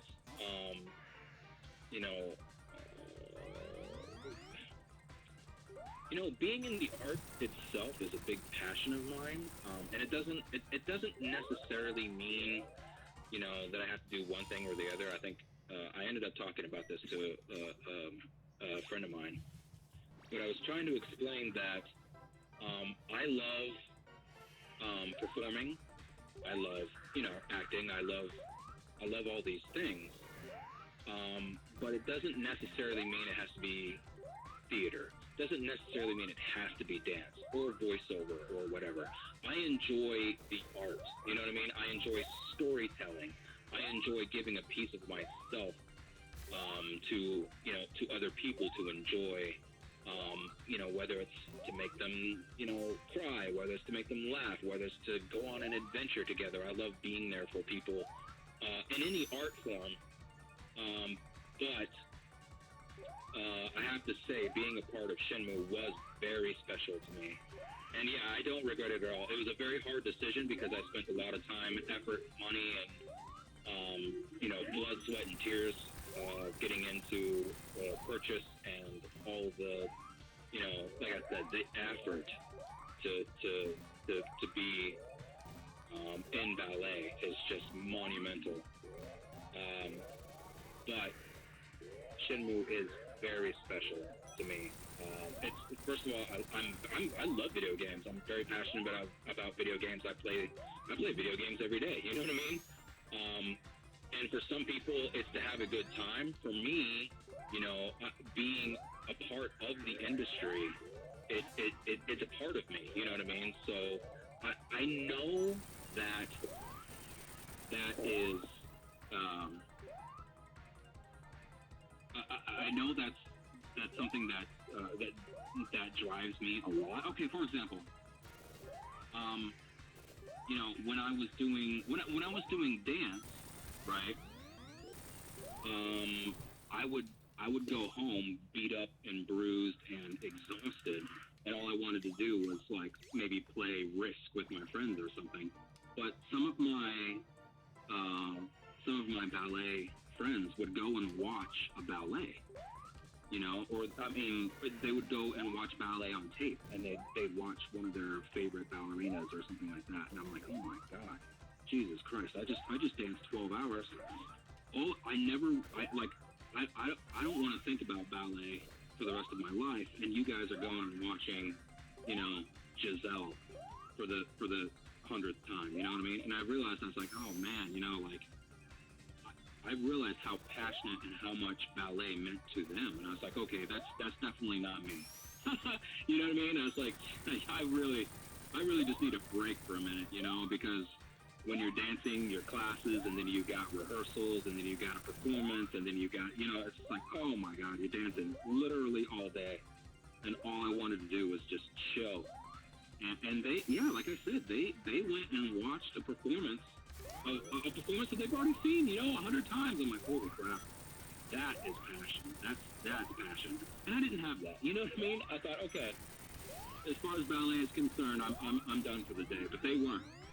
But when it comes to video games or anime, I can do that all day. Like when I would voice Shenmue, I'd go and voice it for 8 hours a day doing Shenmue 3, right? And that was during the grueling part. Guess what? I would go home and play video games. You know what I mean? Like, because I'd be all excited about, you know, the next cutscene and what voice acting's going on there. Or, you know, and I think, what was I playing at the time? I can't even remember. Katana and I were playing games, and it's just like, oh, I thought it was so cool and so exciting to get another cutscene or something, and to hear the voice acting and stuff. And I thought, okay, see, this is something that I'm passionate about. I love video games. I love voice acting. I love scenes in games. You know, I love playing games, and I love seeing it. So I thought, you know, that's definitely something that I can be passionate about. So let me ask you the most important question that you're gonna get asked this whole entire time. What were you more excited about getting the job offer on? Was it Korg of the Dead or was it Shenmue? Well, you know, I love Korg of the Dead. Has everybody seen Korg of the Dead? If you haven't, it is so awesome. Go check it out. But yeah, so I have to admit, I was very excited to play. Maybe not a good guy. Maybe, I don't know. Should I, you know, not throw any spoilers out there. Is he a good guy? Is he a bad guy? He's good guy adjacent. Find out. He's good guy adjacent. Cool. You know. I mean, what would the world be like if Corey was playing a bad guy? Sega. What's that? What would the world be like if Corey was actually playing like a bad guy? You know, I think that, you know. But yeah, so I guess your answer is, I guess you were more excited about your job offer from a little two-man studio to voice a corgi named Henry the Corgi Field Marshal. You've heard it here first, people. But seriously though, when I was 20, 21 years old, and they told me I was going to go to Japan and work for Sega, that was pretty exciting. What can I say? You know, I mean, that's life-changing. That is a life-changing opportunity for a young man like myself at the time. And yeah, I was actually very excited. I thought to myself, I'm like, wow, this is something that I've always wanted to do. And I made it happen. You know, I was lucky. I was in the right place at the right time. I happened to have a voice that just, you know, and the thing is, I talked about this before too. I didn't have to change my voice. Yu Suzuki heard my voice and thought, you know, yes, that's the one that I want. I didn't have to change it.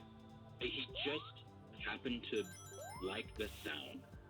And that there's a whole lot of luck that went into it. I understand that. But I was very excited that I was able to make this happen for myself. Yeah, it was, like you said, life-changing. When did you find out that it was an actual Sega production? Good night, Lash. So it was actually when they gave me the acceptance, because when I auditioned, I still didn't know what it was for. I didn't know the name of the game, and I didn't know the name of the game until I got to Japan. I did know it was for Sega when they gave me the acceptance. But I don't know if it was some big secret or whatever, but they didn't tell me anything about the game, and they didn't even tell me what the game was until I got to Japan. Wow. So, when you met Yu Suzuki, so he wasn't in New York when you auditioned, right? Or was he in New York? I don't know, because it was a secret. It was a secret, right? There was somebody there handling the audition outside. You know, brought us in, brought us out. There was one guy that I had an interaction with, And that was kind of like the monitor, you know what I mean? He was the one person that just said, okay, you're going to go in this booth, you're going to read this script, told me a little bit about the character, told me a little bit about what was going on, you know, so I had a little bit of information to go off of. And that's it. I interacted literally with one person. And then when I got into the booth, and it's in New York, you know what I mean? So everything's been around for, you know, a couple hundred years, and, you know, it's been refurbished I don't know how many times, and then, you know, made into a sound booth. So it's probably like a closet at one point, and then they made it soundproof, and then there's this tiny little window, man, like the size of my fist, on the other side of this room, the soundproof room, where the microphone was. I couldn't see anybody back there. I didn't know what was going on. I didn't know how many people were back there. It could have been 1, 2, it could have been 10, who knows. But when I first did the audition, I did the lines, and I didn't hear anything. Nothing from the other side. And I thought, like, hello? Is anybody there? Like, you were like, is this... I'm like, I didn't audition for am I auditioning for a snuff film? Like, what's going on here? No, I will not let you hunt me for sport. So you didn't know until you got the acceptance letter. Say that again? You didn't know what was going on until you got the acceptance letter. Yeah, because, you know, again, when I went in there, I only heard, like, okay, thank you. And I thought, like, oh, shit, like, oh, man, was that bad? You know what I mean? Because as people know, I made some acting choices. You know what I mean? I made this very stoic character off of the information that they gave me. And I thought that I blew it. You know what I mean? I was like, oh, man, they hated it. Oh, I should have done more. I should have been more dramatic. I should have put more acting into it. But because I chose this very stoic character for the, you know, they talk about his martial arts background. They talk about how his father had taught him martial arts as a family tradition and all that kind of stuff. And I thought about old samurai films, you know, and I thought about these very stoic characters who have this almost monotone type speech, you know? Yeah. And that's where I went off of. Almost Boy Scout-ish is the way I explain it. It sounds almost like a Boy Scout. Like when I didn't hear anything, I just thought, like, oh man, I blew it. They hated that. They didn't. That's what they weren't going for that. Okay, whatever. And then, like, a couple of days later, I got a call saying, hey, we'd like you to come in for another audition. And I thought, oh, okay, great. Well, maybe now they'll have me do something different because, you know, maybe they liked me or whatever, but they thought that I sucked, you know. So I went in, and they said, well, we want you to do the same thing because we have the director here now. And I didn't know who that was. I was like, oh, okay, cool. And was it Yu Suzuki? I don't even know.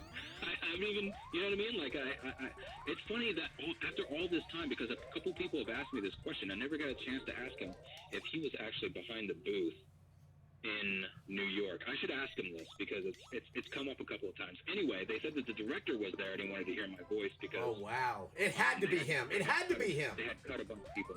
Yeah, I'm telling you, it had to be him. He had to have been there for that. It had to have been him. Yeah, it had to have been him. Like, they probably... But again, I didn't know. Again, this window the size of my fist at the other side of this room, I had no idea what was going on. I didn't know who was there or anything. I bet you he flew in...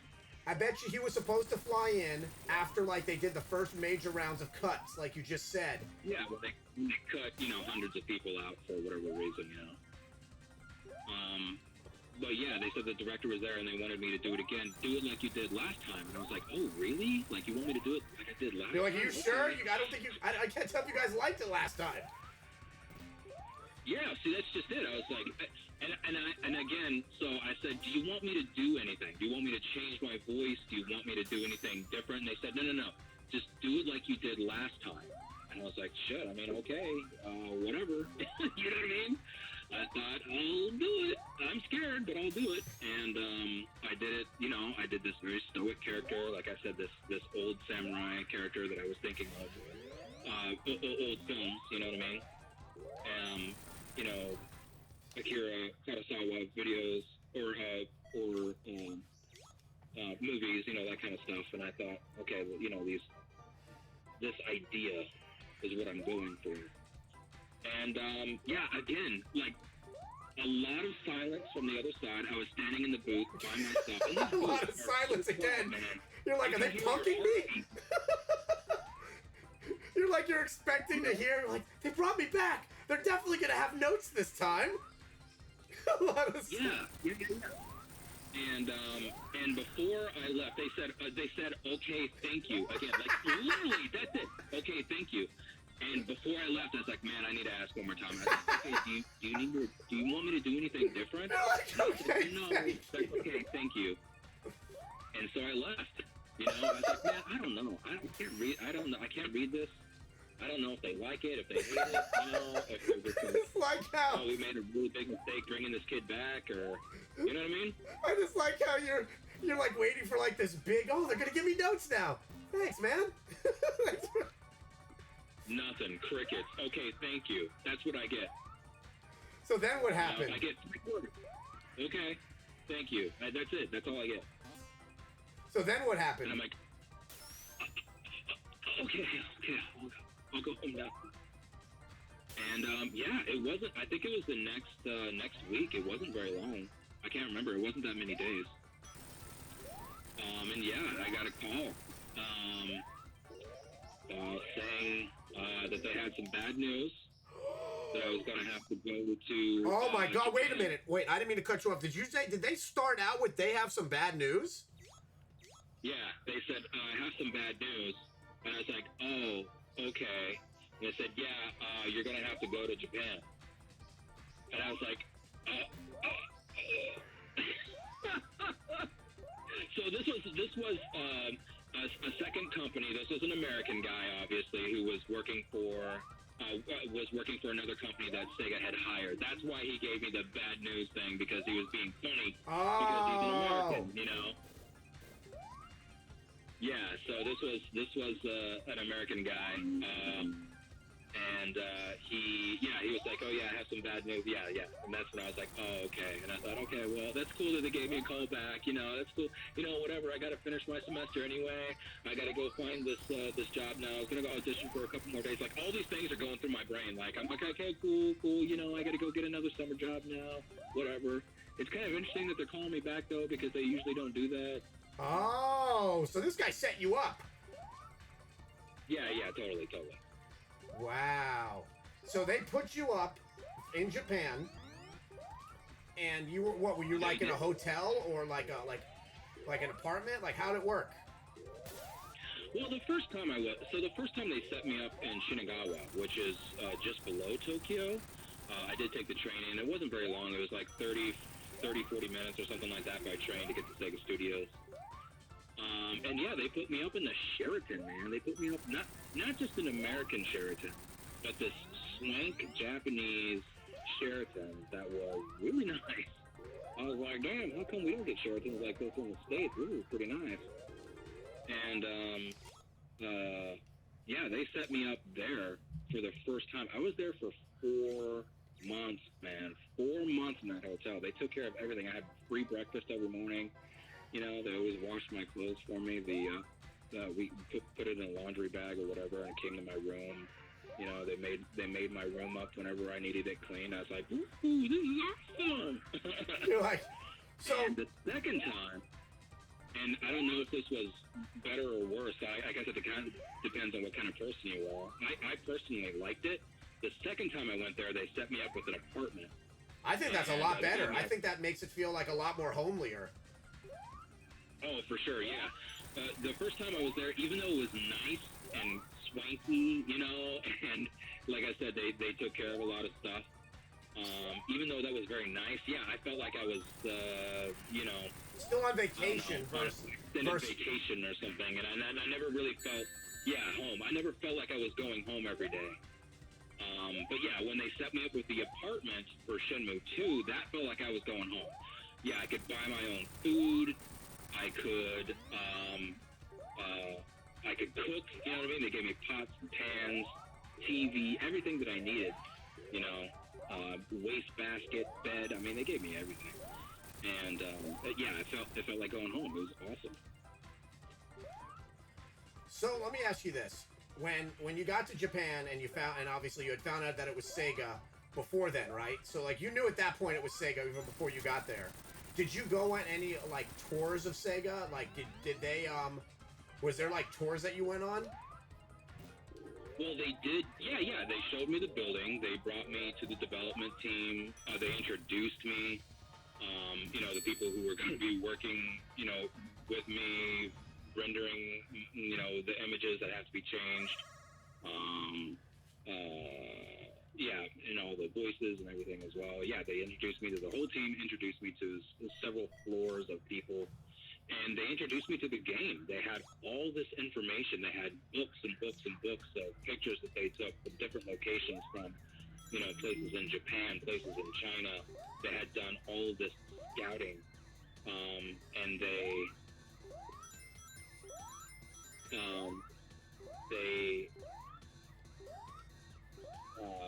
they had the script, and they showed me parts of the script. They showed me all of the characters, of course, all of the main characters, but all of the street vendors and kids. They all had names, ages, heights, blood type.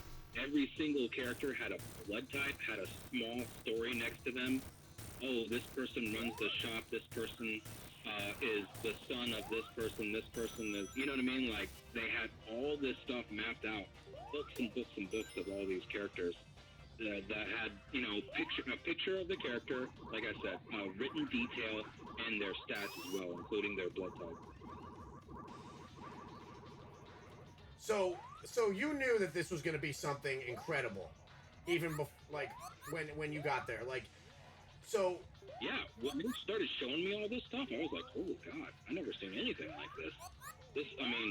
I was like, is this how it's always going to be? Because this is my very first voiceover gig, and I knew that no, that's not how it usually is.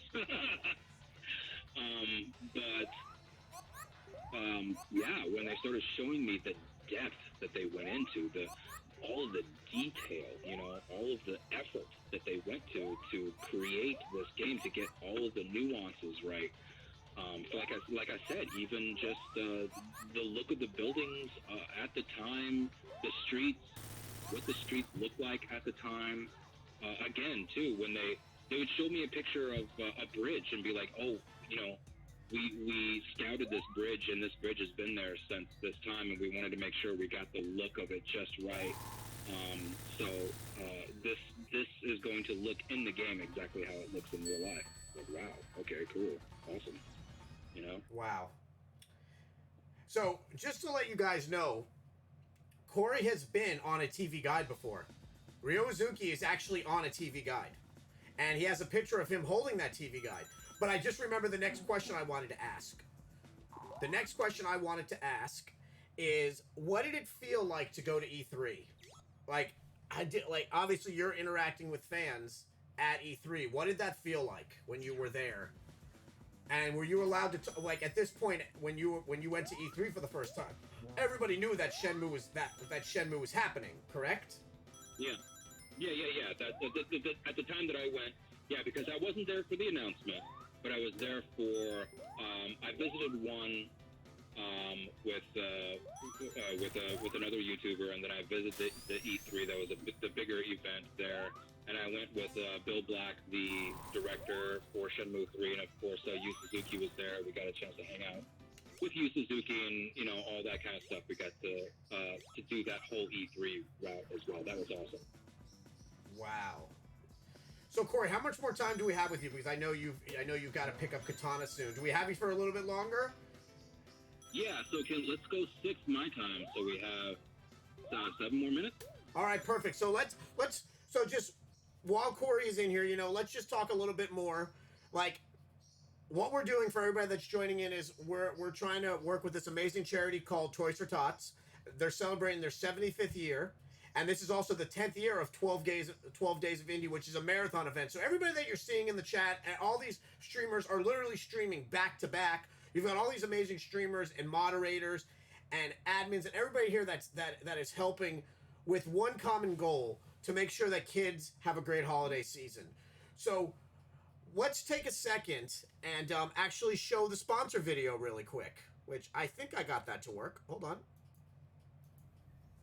I think it's working.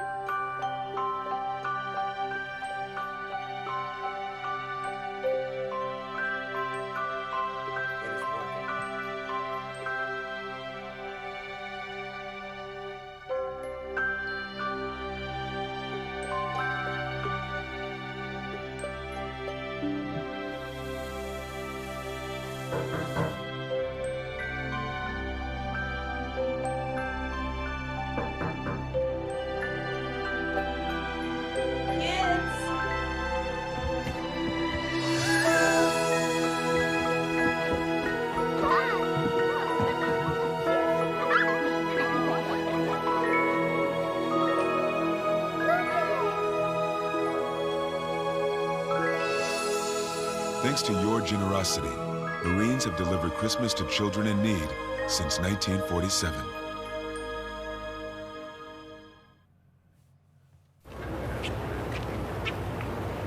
Excuse me. Excuse me, are you Santa Claus? I heard you might be him. If you are him, here's my list. Help the Marines make Christmas possible for less fortunate children. Donate a new toy to Toys for Tots. Here's Santa Claus. Perfection. Absolutely perfection. We got the sponsored video right now, which I'm just gonna go through it.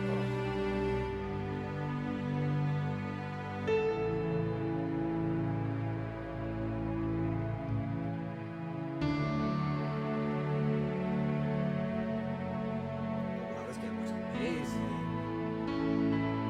It's literally like it's a kaiju game. Oh my God, Corey the Dead! We're in the sponsor video. I forgot that Rexy got a fin. Aww.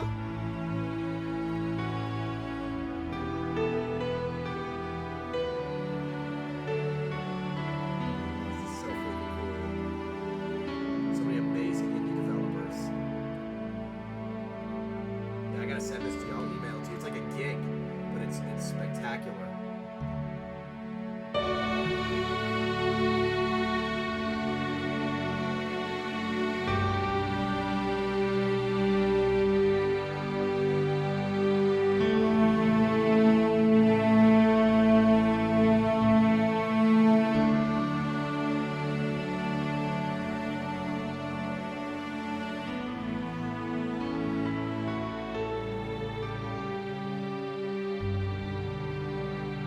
Wow, it's like there's so many like there's so many stuff is on the computer companies that sponsor Tim Morris. It's really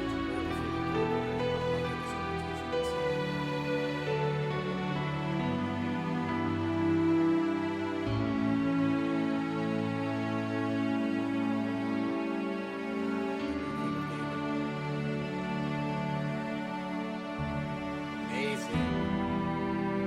So yeah, I have you for 7 more minutes. So that means I gotta come up with 7 more questions. Well, now what time is it? I gotta come up with more questions. So let's see. So we already know you're more excited about Korg the Dead. It's been your lifelong dream to play a Corgi. Your favorite video game is your favorite video game. Well,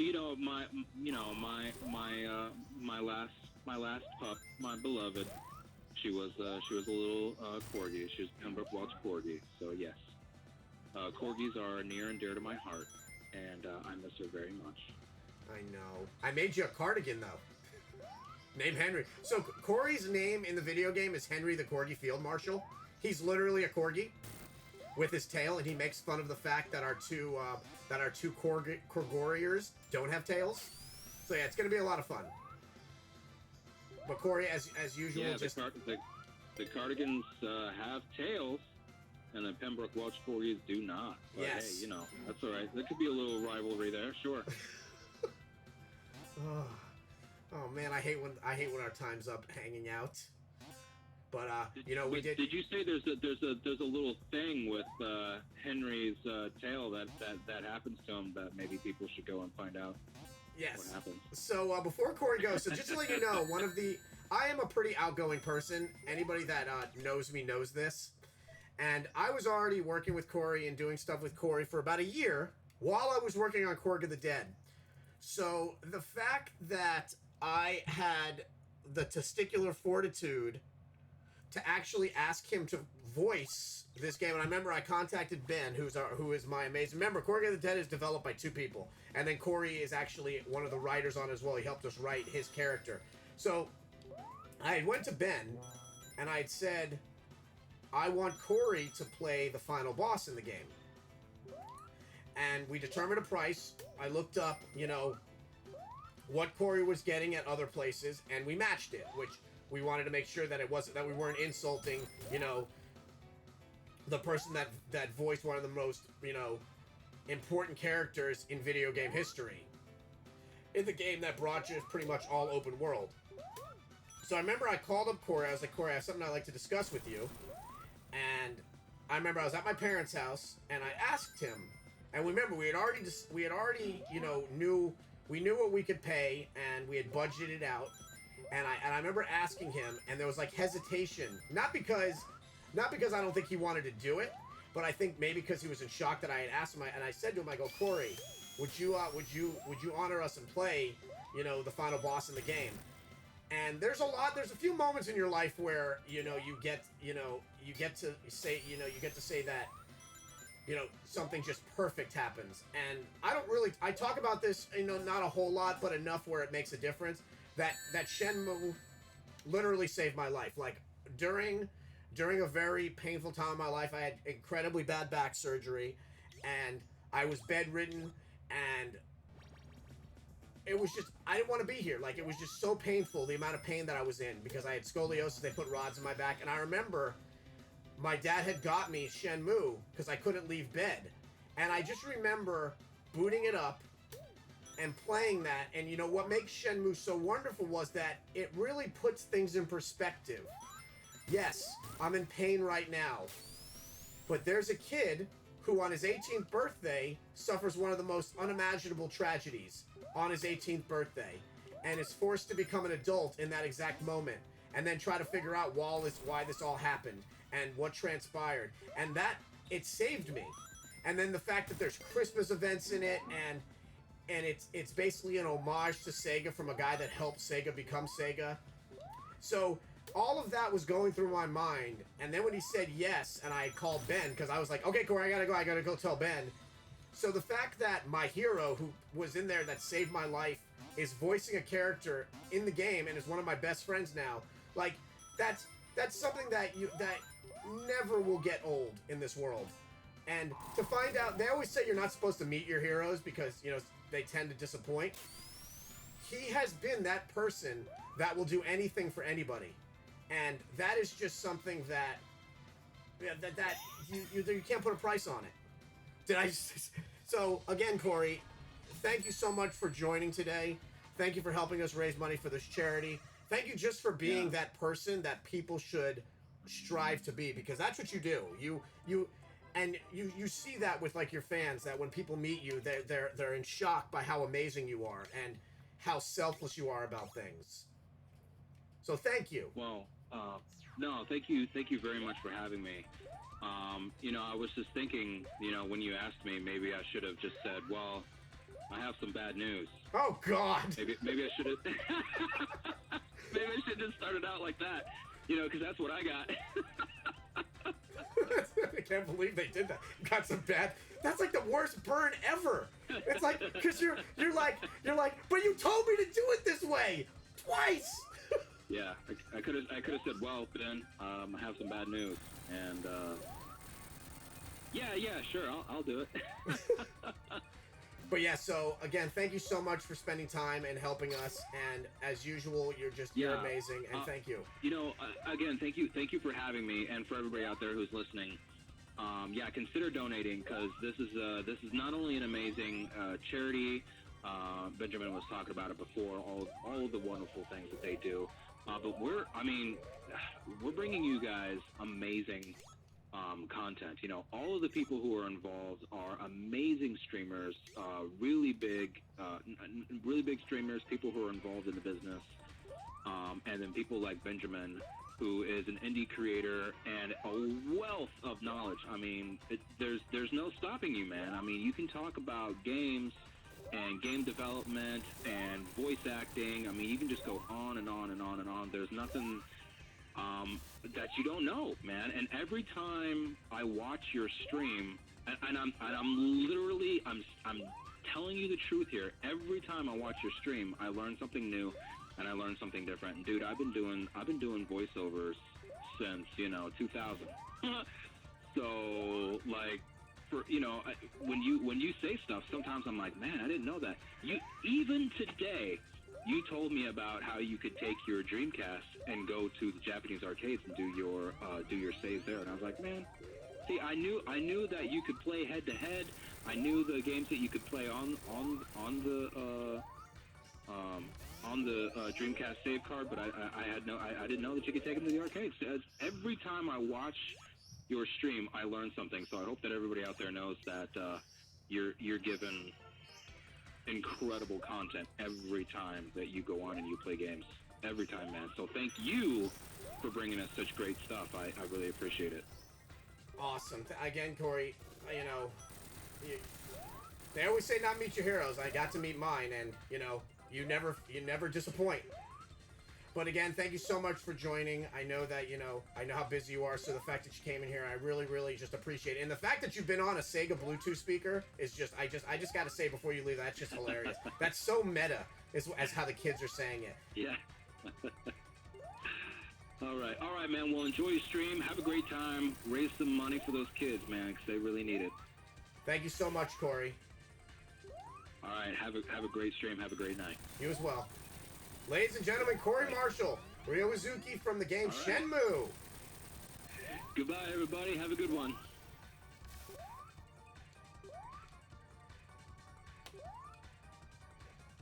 How amazing is he? I mean, oh.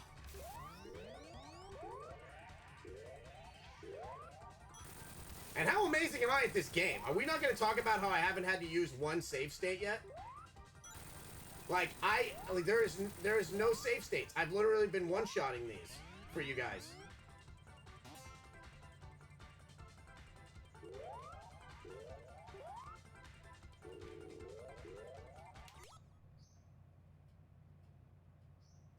I'm not gonna lie to you, Jellybean, that one hurt.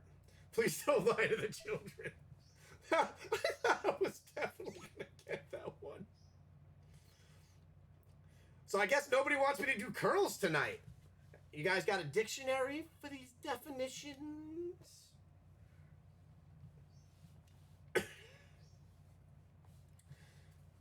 Hello, Jellybean. Wait, please. So just to let you know, I don't know Japanese, so like if you see me checking my phone, it's because I'm making sure that I'm hitting load instead of save, so I don't like lose my my space.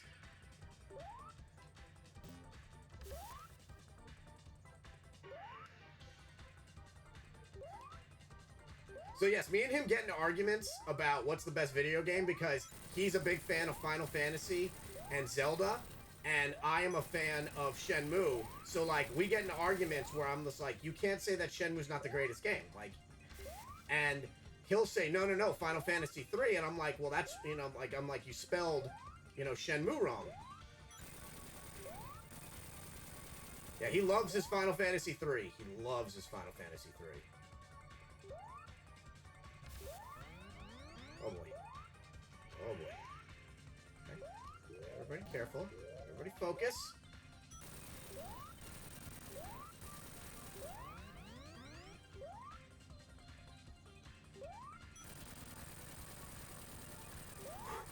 Okay. Heavy breathing. Heavy breathing. Everybody calm down. Everybody, we're fine. We've got 35 seconds and 2 left. We'll go after this one first. I regret that. Oh! Oh, you're not tricking me.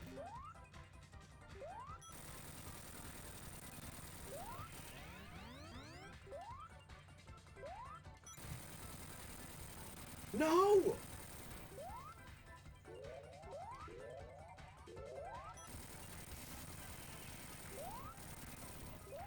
Where's the last one?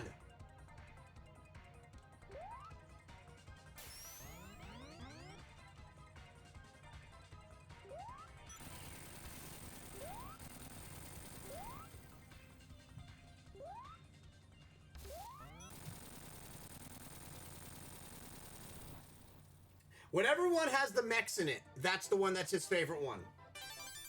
Okay, so we just did that on the first try. Like, that was a first tryer right there. Like, the fact that we just did that on the first try, like, I'm impressed with myself.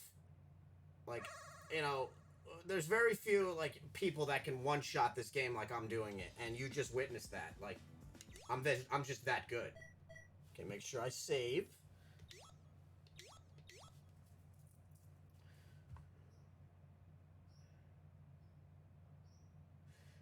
You should. Yeah, he loves anything Zelda, anything Sky. He's obsessed with Skyrim. He plays Skyrim a lot. Yeah, he loves him some Skyrim.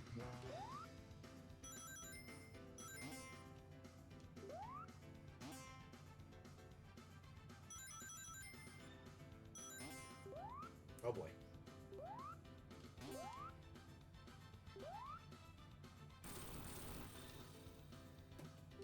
No. Oh god.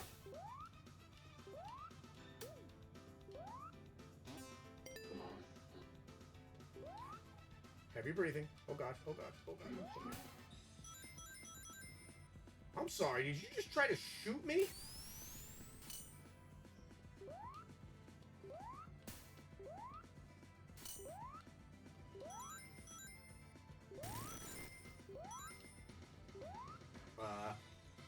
Line? There we go. I think we did a giveaway.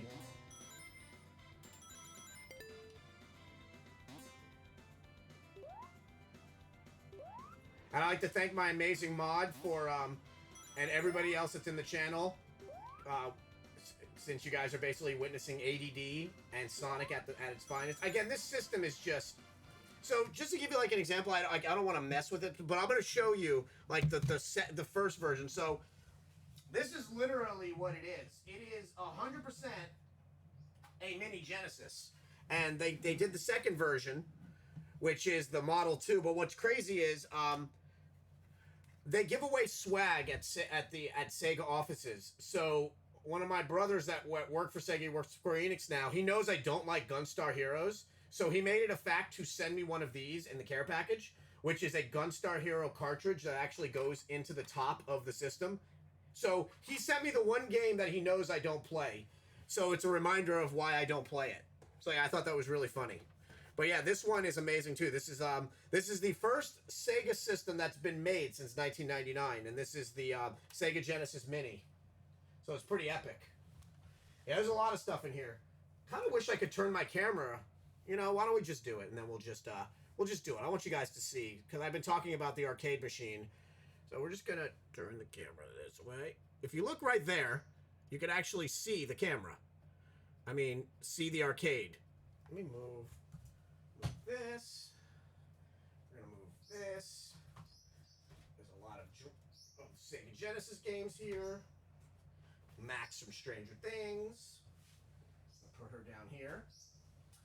Nice little note from Sega from my work on Virtua Fighter 5. Actually, this is pretty cool. So I helped do the campaign for Virtua Fighter 5 Ultimate Showdown. So they wrote, "Dear Ben, thanks so much for all your help with the Virtua Fighter 5 Ultimate Showdown campaign. I really appreciate it. It's wonderful to have Sega fans as passionate as you out there. To be this good takes ages."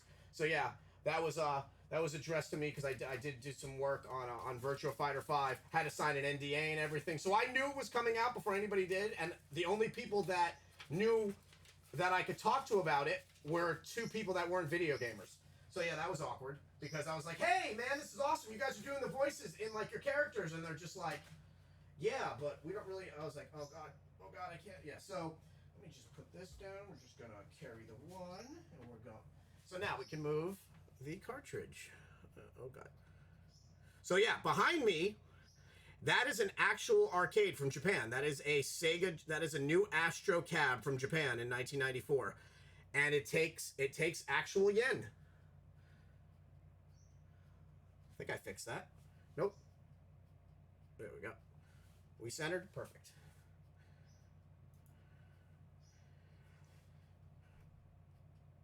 Yeah. So yeah, it was. For one of my gifts, and what made, you know, oh, this is also another thing. This is from the charity that I worked with Sega for a charity called Mermaids, another amazing charity.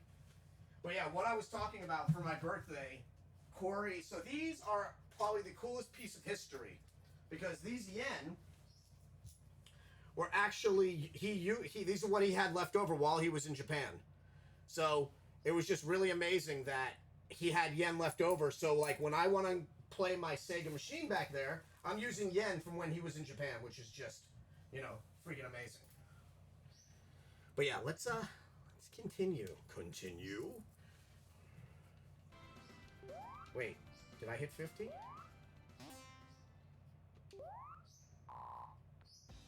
Oh, we're on a boss. Oh, good.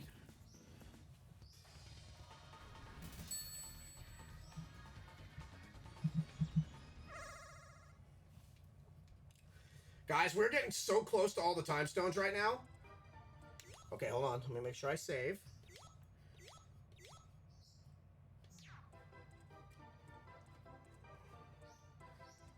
Dude, if they probably will. Sega has really been trying so hard with those properties to, you know, because they're so great with their classic properties are epic. Like, I'm still hoping for a Fighters Megamix remake.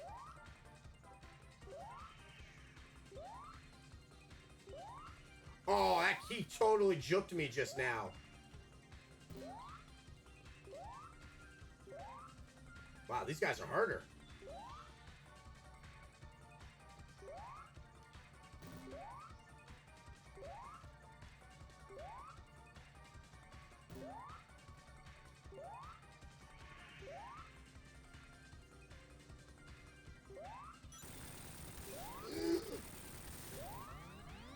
Ooh, that was bad.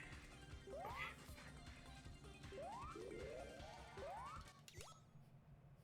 I was just testing to see if you guys, just making sure you guys were staying staying at the top of your game.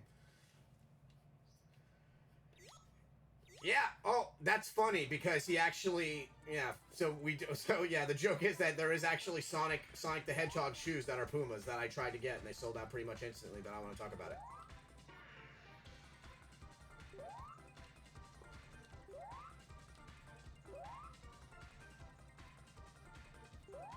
Here we go, guys. Oh god. Oh god.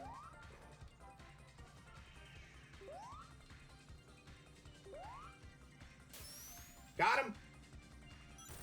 Oh, that was pretty. This guy I got too. Okay, that was dirty. That dude veered to the left. Pivot. Pivot.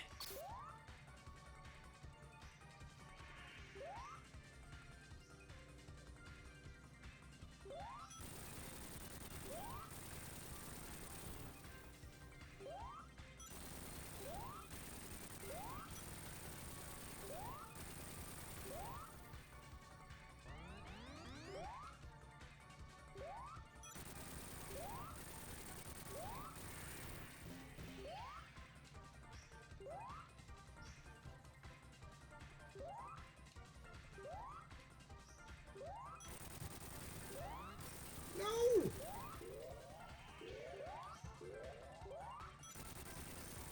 Where's the last one?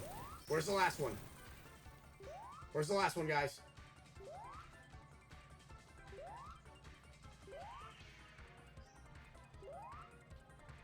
Here it is!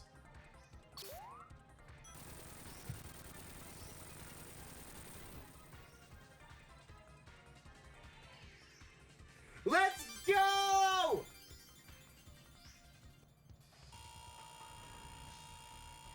Got them all! Doing my dance. Doing my dance. Doing my dance. You guys don't know about this dance. I mean, I got them all on the first try, guys. Like, you saw that. That was on the first try.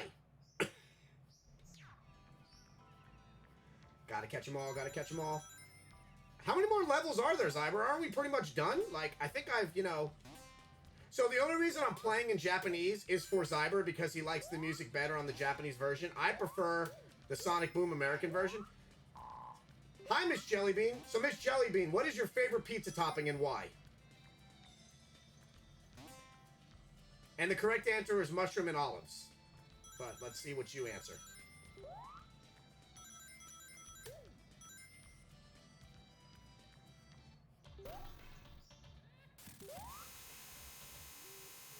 Mushrooms hard pass.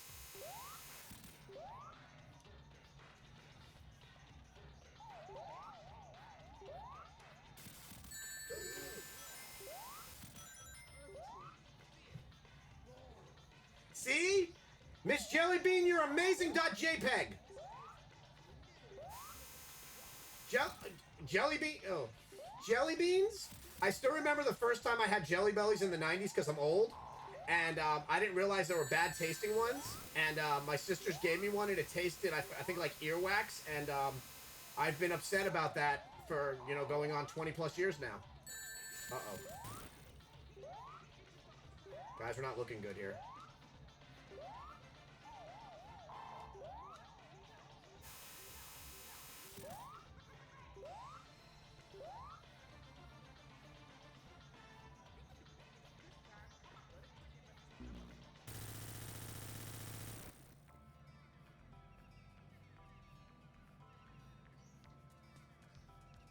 I call shenanigans on that.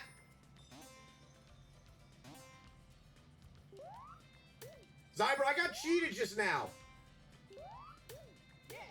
Yes.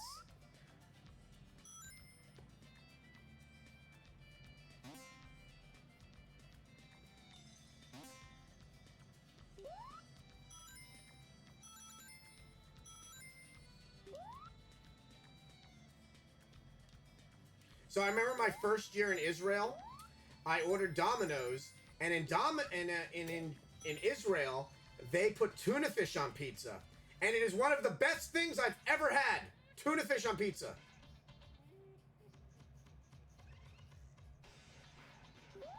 Yeah, I kind of feel like I got cheated.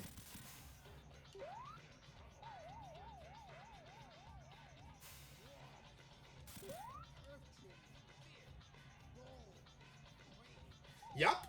You would not think it. It is amazing.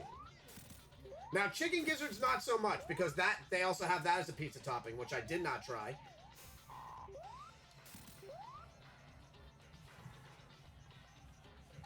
I'm telling you, tuna fish on pizza. It's amazing. You would never think so, but it is. Jim Carrey's starting to get a little scared here.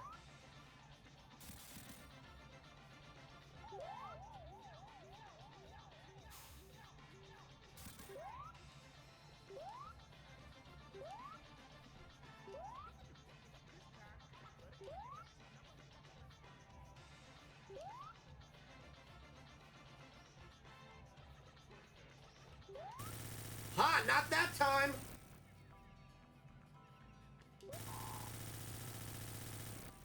So yeah, the craziest thing that I've ever eaten. So one of my really good friends lived in Milan. So I had macaroni and that sounds amazing. Oh my god, I love Cece's Pizza. There's one right by me. We need to take a moment to talk about Cece's Pizza. And now they have a cinnamon and chocolate with marshmallow pizza. It's a dessert pizza. And it's so good. So yeah, I remember when my best friend lived in Italy, Milan, he had taken me, I've been there a few times, and he had taken me to a restaurant off the coast of Venice. And it's like this little restaurant, the whole island runs it, and it's like, you know, famous. This is where like Princess Diana used to eat. And I remember they brought me out something that looked like cat food. And I even took a picture of it because I was like, I am not eating cat food. And the chef, who I didn't know spoke English, was like, I assure you, sir, cats have never eaten this good. And you know what? It still looked like Fancy Feast, but it was really good. I think it was like a pate, but it was really freaking good.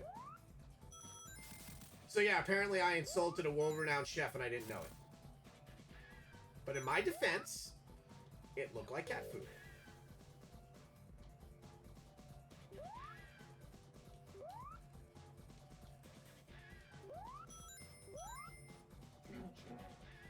Ooh, I want macaroni and cheese pizza. I like breakfast pizza. I think breakfast pizza is where it's at. Okay, I should have gotten pixeled there. I didn't. That should have killed me.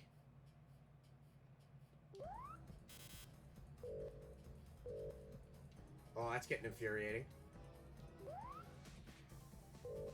Maybe I'll get Cece's Pizza tomorrow. Okay, this is all Miss Jellybean's fault. Like, this is 100% her fault right now, what's happening. Like, she basically was like, put a part in the game that makes Project Katana so mad that, oh god, now there's electricity. It's fine. It's fine. What if I speed past it? See? That worst stoplight ever.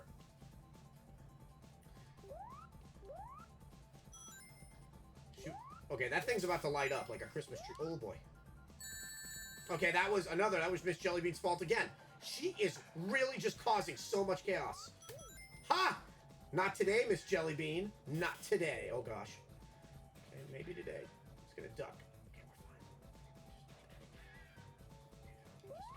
Just everybody careful. Everybody focus.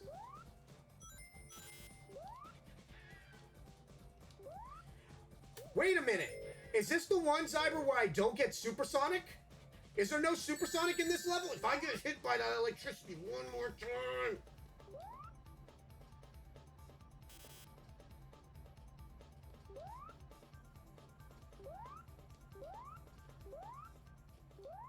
This doesn't seem safe. This doesn't seem safe.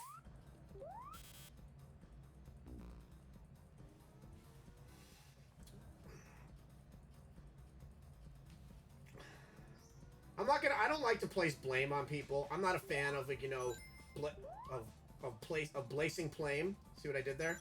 But, if I was to put the blame on somebody, put the onus, if you will, onto why I just died, it's gonna start with the miss and end with a jelly bean. I'm just throwing that out there. I mean, you guys can say what you want.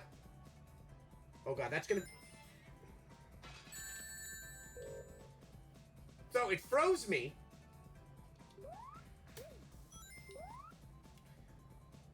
See, these are the levels that drive me nuts because I just want to run and do my spin dash. And they put these levels into the game to make that not like a thing. Like, this level doesn't need to exist.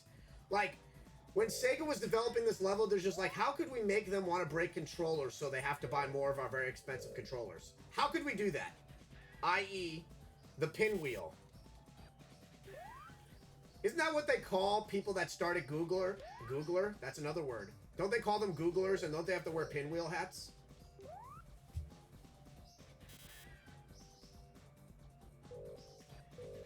Hey, Jellybean, I have a joke for you. How many ADD kids does it take to screw in a light bulb? It's a great joke. Just wait.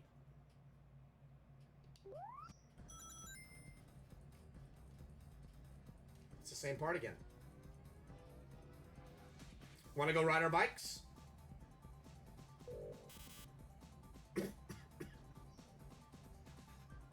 You are welcome, Internet. See what I did there? See what I did? Get it? You know, because I'm so bright you should call me Sunny.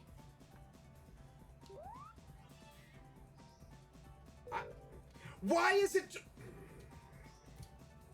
dance it off. Just dance it off.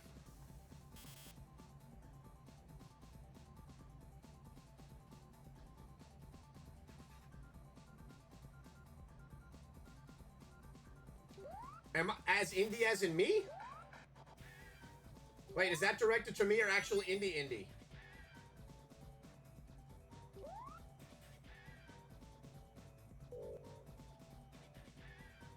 Do I look like Indy? Because that'd be a compliment. His beard is on fire.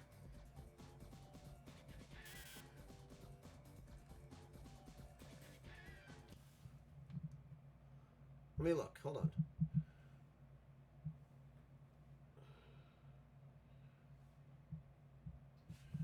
Hold on one sec, guys.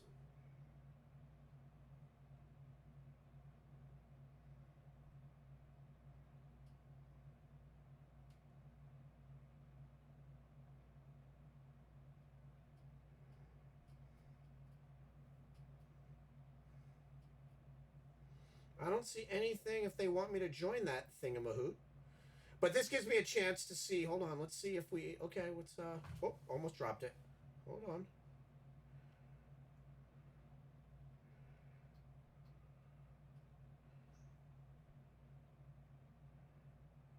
I was going to retweet this again really quick. Thank you, Zyber, for retweeting.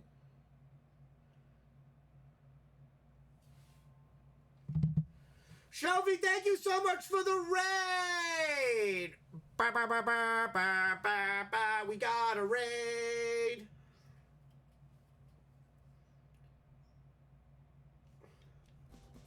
Okay, so back to the game. Here we go, people. So, Zyber, how are the reviews looking on this system? Are people happy with it? Not happy with it? What's the consensus of the system?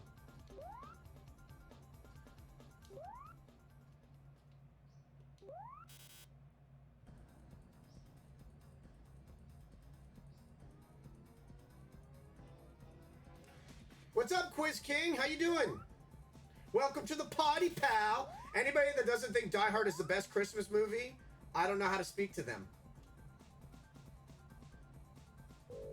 That's just proof. That's a fact. Don't you do it.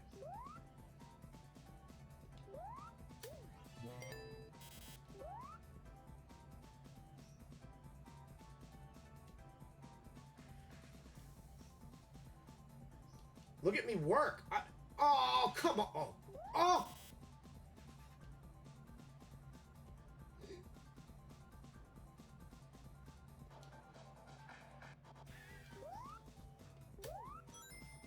Okay, I had reflexes like a cheetah. How you doing, Quiz King? How was your stream?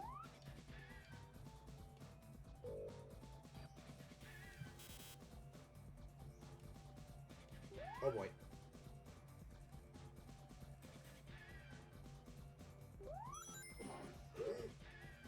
Okay.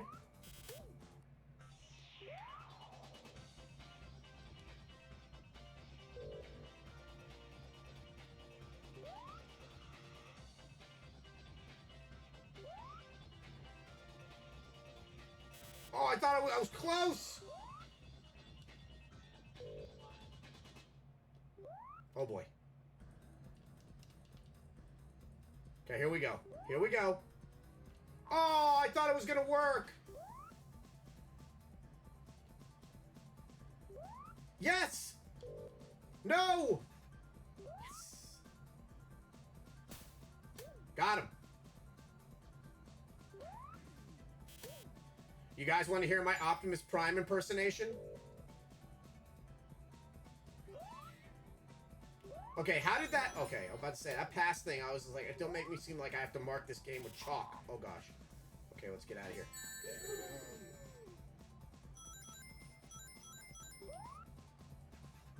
That was Chovy's fault. I have a new person to blame every time I mess up now.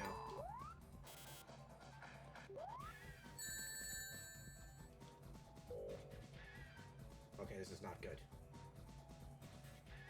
Okay, it's a little bit better. Okay, it's not good. Not good. Okay, we're good. We're good. We're good adjacent. Okay, let's do this. Okay, that didn't work out as well as I thought it was going to work out. Well, put him on stream, and I will do the best Optimus Prime impersonation he might not have heard before. Oh, God.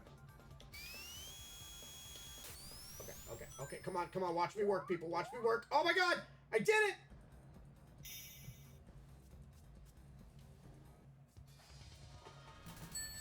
Oh, God, that was only stage 1. That was so hard.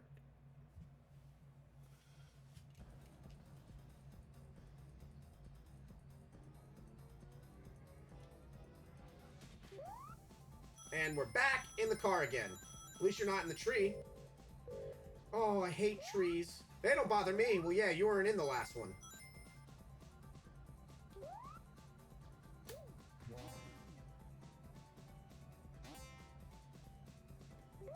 Just like a flock of birds evading a predator. They're flocking this way.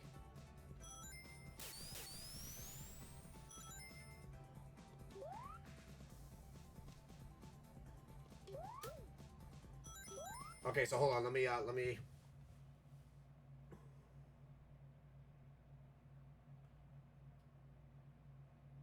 Okay, we're gonna do it anyway because I don't understand that comment, but we're gonna do it. Hold on, let me get into character.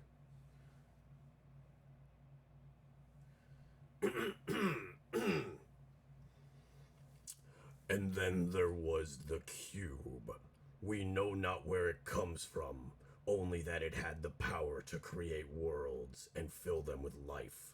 That is how our race was born. For a time we lived in harmony, but like all great power, some wanted it for good, others for evil, and so began the war. A war that ravaged our planet until it was consumed by death, and the cube was lost to the far reaches of space. Autobots, roll out.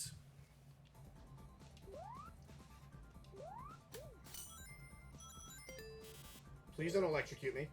Come on, we're friends. Oh, that's dangerous. That's dangerous. We're fine. We're fine. Everybody's fine. Oh my god, we're making such good progress.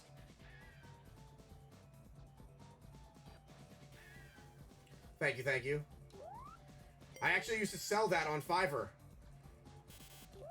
My voice has been on on radio stations for I guess because Peter Cullen's too expensive.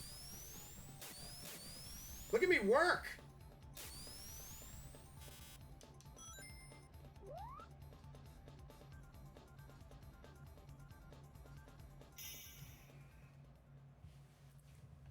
Thank you.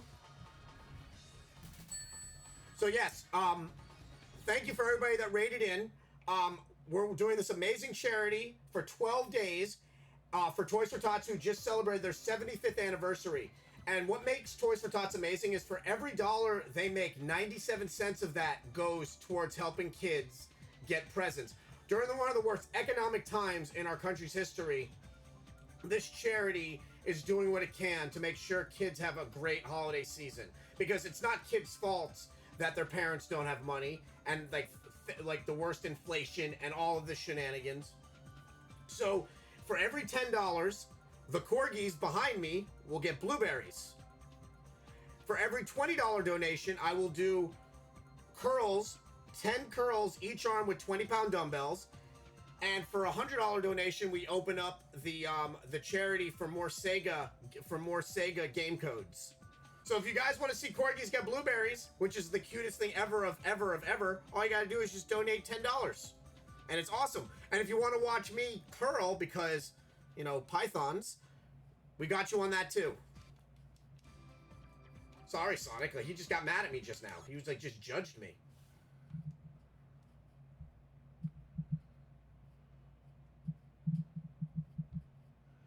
I am not checking my phone, I'm just making sure that I am saving correctly. Whew. The things I do for Zyber. I don't even get to hear my Sonic Boom song because of him.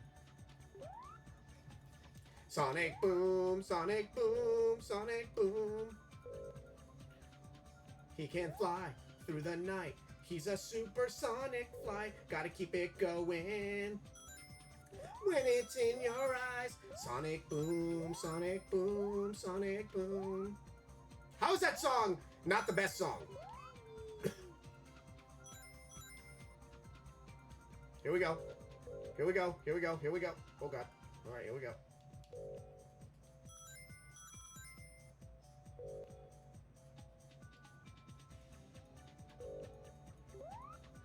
I gotta say, Zyber, this is playing pretty incredible on this system. I'm gonna say it plays a little bit better than Sonic Origins.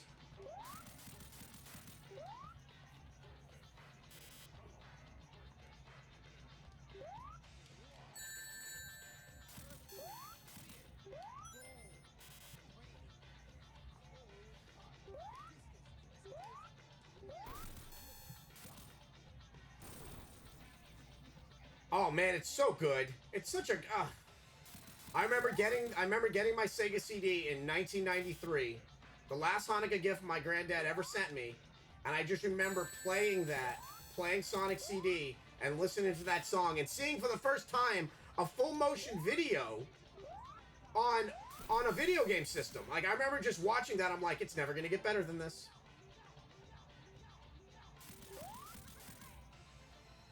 Okay, I don't know if we're going to pull this off, people. But we're going to try. We're going to give it the old college try. Nope. I'm not going to place blame on that one. I'm not going to say again that was Jellybean's fault, but I'm not going to say it. So, yeah. I'm not going to say it. What if I get... Can I jump up and over? I can. Aha, here we go. Isn't there a thingy down here? No. Isn't there? I'm like a professional.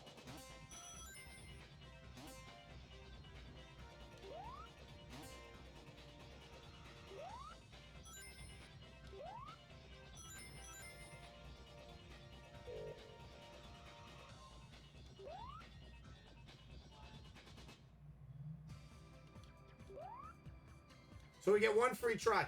Yes, Sonic. Sonic boom, Sonic boom, Sonic boom.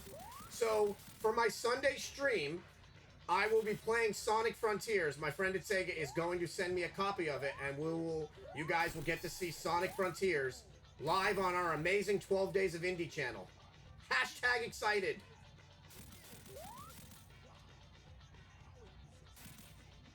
But Wednesday, we're playing Shenmue, or I might bust out Fortnite, because Fortnite's amazing. Ooh! Yoda and Leia, come get some blueberries!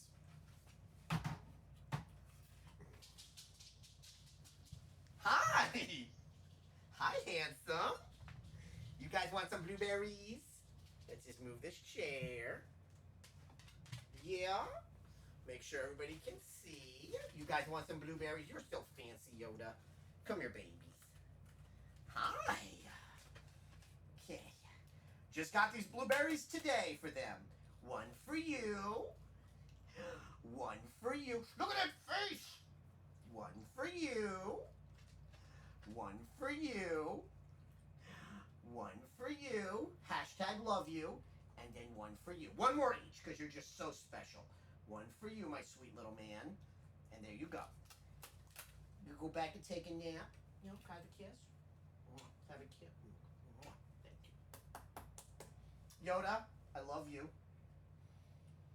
My sweet man. Okay, guys. Go out of the room so I can move the chair. Ixo. Ixo. Yoda, you're randomly itching. Go. Mush. I'd be so afraid to run them over with this chair. Okay.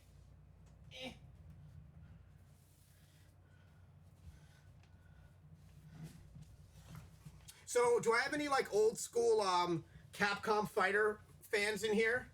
Does anybody want to see what an actual Capcom arcade machine cartridge looks like? Because I'm going to show it to you regardless.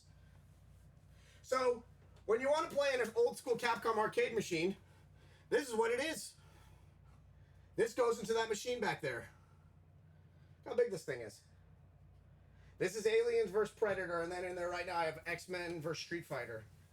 Hi, puppy. Excuse me. Excuse me, baby.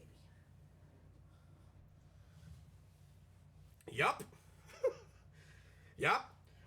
That is, and what's crazy is when you play those, like, so X-Men vs. Street Fighter, it's got all the codes for, like, all the game, for, like, all the secret characters built onto the actual logic board. And then, hold on, I'll show you another thing that's cool. Anybody that's ever played, move puppy, I love you. Anybody that's ever played any of the King of Fighters, or any, like, fans of, like, you know, Samurai Showdown. That fell. This is what's in those Neo Geo arcades. So, like, whenever you're playing Neo Geo in the arcade, these are those cartridges. They're the size of VHS. So, fun story. When I started streaming back in 2018, I spent a lot of money building up the studio. Like, so everything in here, minus arcades, I was purchasing myself. So, a little fun story. Back in 2014, my buddy messaged me. I was at work, and he goes, "Hey, do you have like $25 to spare right now?" And I did, but I didn't because New Jersey was very expensive. But he goes, do you have $25 to spare right now? I'm like, sure. He goes, go buy Dogecoin. You can get them off eBay. You set up a wallet. And I bought 100,000 Dogecoin. And then last year I sold those Dogecoins. And I put most of it into knocking down the principal of my house because I made a lot of money off of it. And then I ended up buying arcade machines. So I paid off some of the principal in my house, and the rest went to getting the arcade behind me here, getting my Shadow Dancer fixed, which was very expensive to get fixed. I bought an original Virtua Fighter 3 cabinet downstairs and Capcom Big Blue, and then I ended up buying a bunch of Neo Geo games because I never played Neo Geo growing up. So to answer your question, yes. And the only reason I could afford as many as I did is because I basically bought a $25 scratch off in 2014, and it paid off in 2021 by a lot.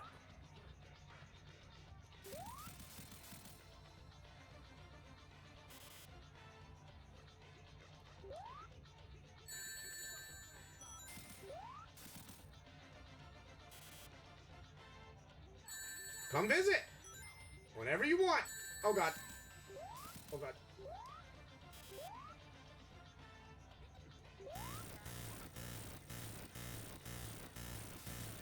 I live in Florida, man. I live 30 minutes from Orlando. $10 admission, all the games you want to play. It's called Bencade. Actually, that's the name of our video game company is Ben Arcade because both of us are named Ben. So yes, Bailey, they were expensive, and you have to upkeep them and you have to get them maintained, but well worth it. Because, like, for instance, Alien vs. Predator, the one I just picked up, you can't ever play that in, like, console form. That game only exists in arcade form. So the fact that I own that game and that all the cells are hand-drawn, it's basically the game Final Fight, but with Alien and Predator. Nice, what were you doing in Orlando? Went to the parks?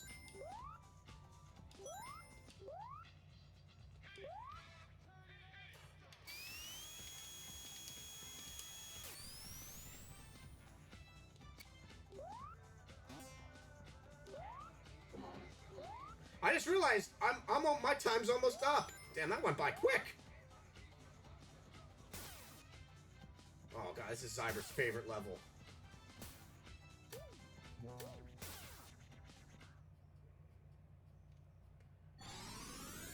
Look how pretty that is.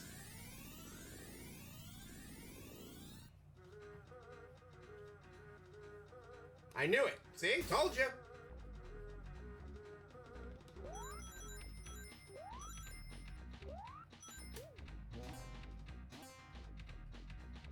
It really does.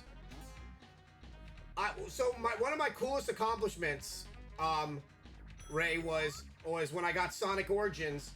I went through all the Sonics on that, but one of my coolest accomplishments was on the Sega Genesis right here, on this one, I actually went and got all the Chaos Emeralds in Sonic 1, 2, and 3. So I thought that was a really cool accomplishment.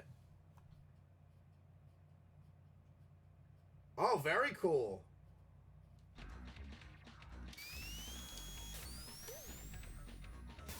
So I was going to kind of like, it's not a guarantee, but I wanted to let everybody in here know, I did reach out to one of my friends at Sega. She's one of the amazing community managers. She is going to try to jump in during our event and say hi under the official Sega chair, under the official Sega, and come hang out. And she is still working on trying to get us authorization from Sega itself to retweet some of our stuff. But that has to go through, like, management, because, you know, that's just how it is. But I am trying to help, you know, get us as much publicity as we can on this. So I am working on it. You know, it's just not as easy as you think, because, you know, that there's only a certain amount of things that Sega can post daily, because, you know, shadow banning is a real thing, so they have to be very conscientious. And, you know, unfortunately, with what's going on right now with Sonic Frontiers, they're kind of saving all of their baskets for that. But she is going to try to stop in and hang out with us, specifically on one of, like, the earlier days, because she is there. That team is based out of Europe. So it's like, you know, she wouldn't be in, like, one of my streams, because this is making me nauseous.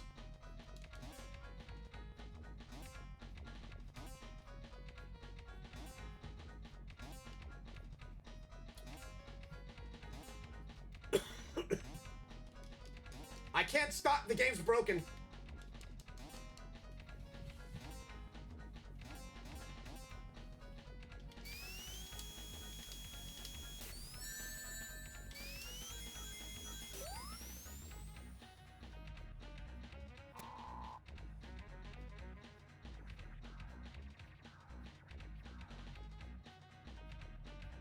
Oh, I know. Oh, it looks so good, too. It reminds me of Sonic Adventure. It has, like, that Sonic Adventure-esque feel to it.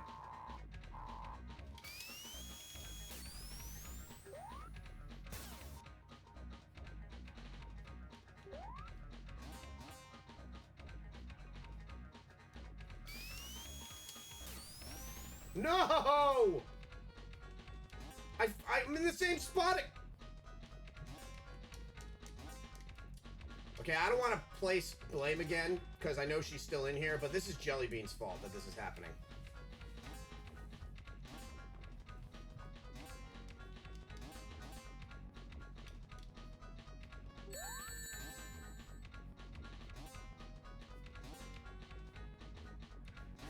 Did you just see what happened? I blamed her for no reason, and then it got worse.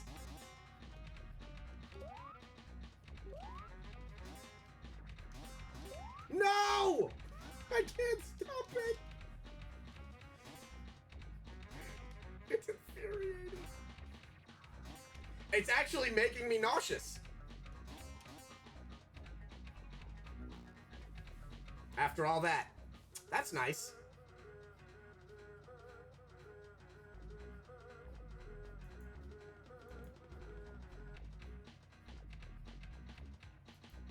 I just got nauseous from that. I need a second.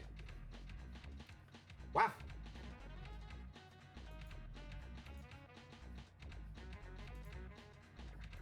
Yeah, that was like boom, boom, and then I just died, and I have to start all over on that part. So who's? I should know this, but who's next on the list, so I don't go into their time.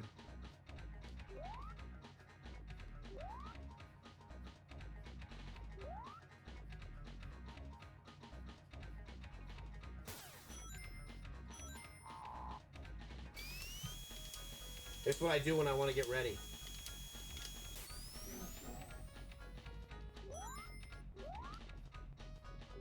Being very careful. I don't want to... No. Warrior of Light. Ah, Heidelin. Fun fact. I started playing Final Fantasy XIV back in 2010, and my original account is a Legacy account, so I actually have the Legacy Chocobo. And when I started playing it up again in 2013, they retrieved my account for me. And when I opened up my Mog mail, it says, "Enclosed is your Legacy Chocobo. Please let it out before it suffocates." Barred for life!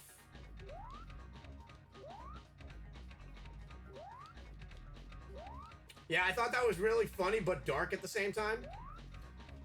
Also, the fact that the big chocobo in the game is a cannibal, which I thought was really funny. They said that he's known to eat his brethren. I was like, the fat chocobo minion? I was like, well, that makes sadly sense. Best Final Fantasy stuff is the original Coils with Louis Soir, in my opinion. No.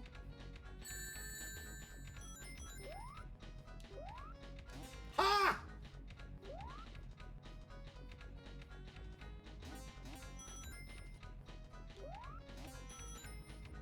Y'all thought I was gonna fall again. Little did you know. I'm a professional.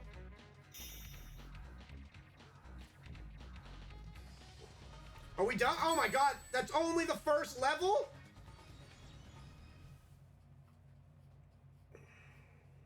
I thought this Sonic hat was gonna be very hot, but it's actually kind of nice.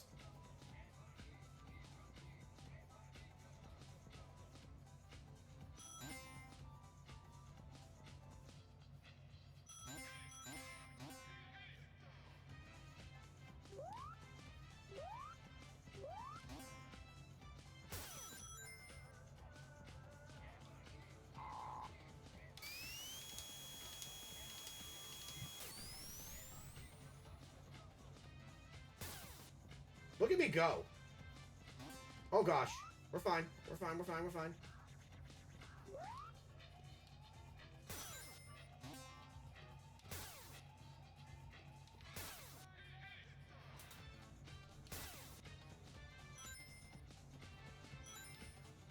Did you know when the movie The Wizard came out, they hid the fact that Super Mario Bros. 3 was coming out, so the first time anybody ever heard about it was when it was shown in the movie The Wizard? Nobody knew that was coming out until the Wizard came out in theaters. It was one of the biggest kept secrets from Nintendo. Nintendo Power, nobody knew.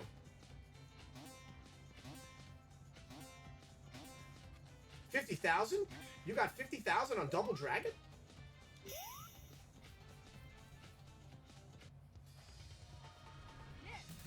Yes! Look at me, I'm like a professional. I got 8 lives.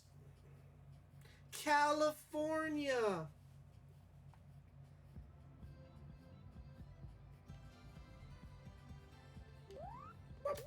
Wait, how do I...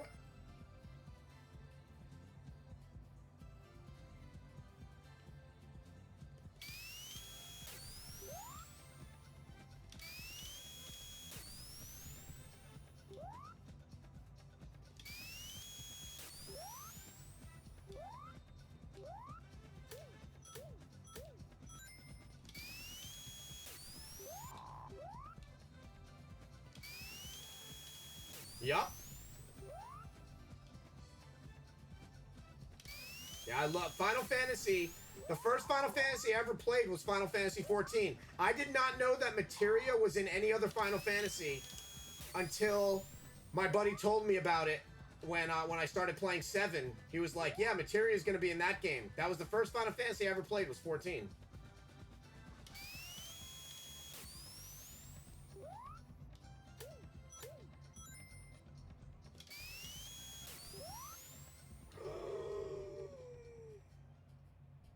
Thought I had it, guys.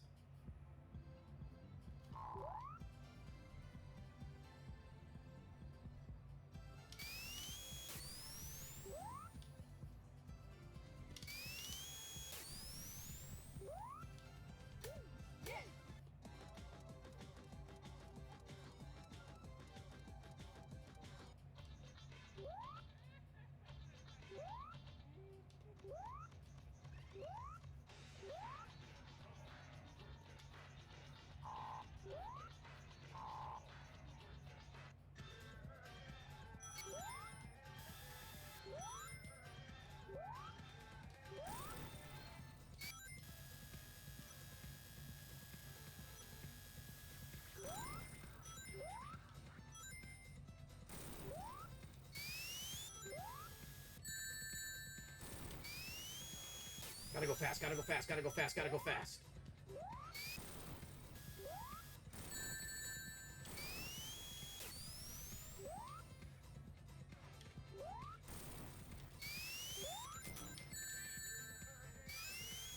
No!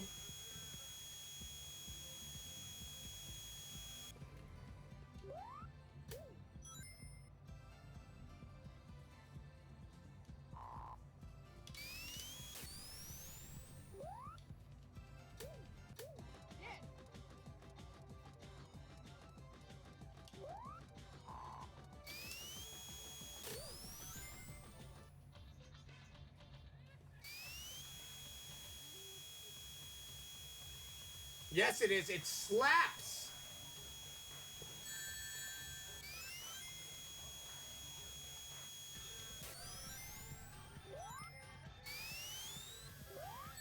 No!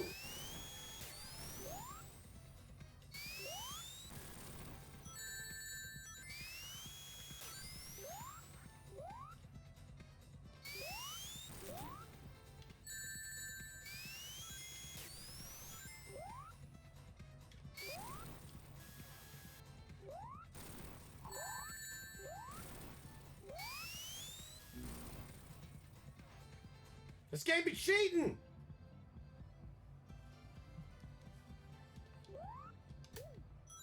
Okay. We're gonna get it this time.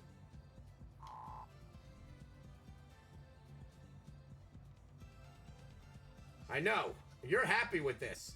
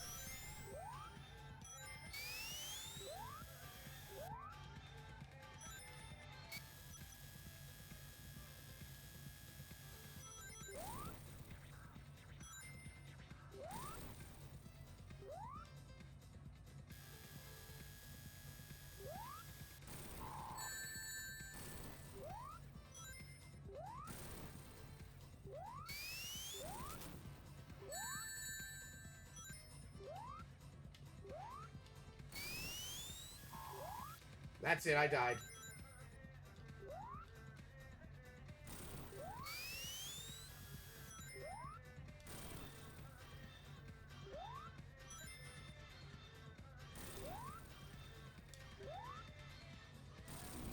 Oh my gosh, no!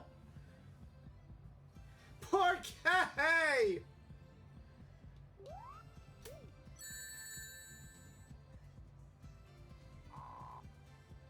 Okay, here we go.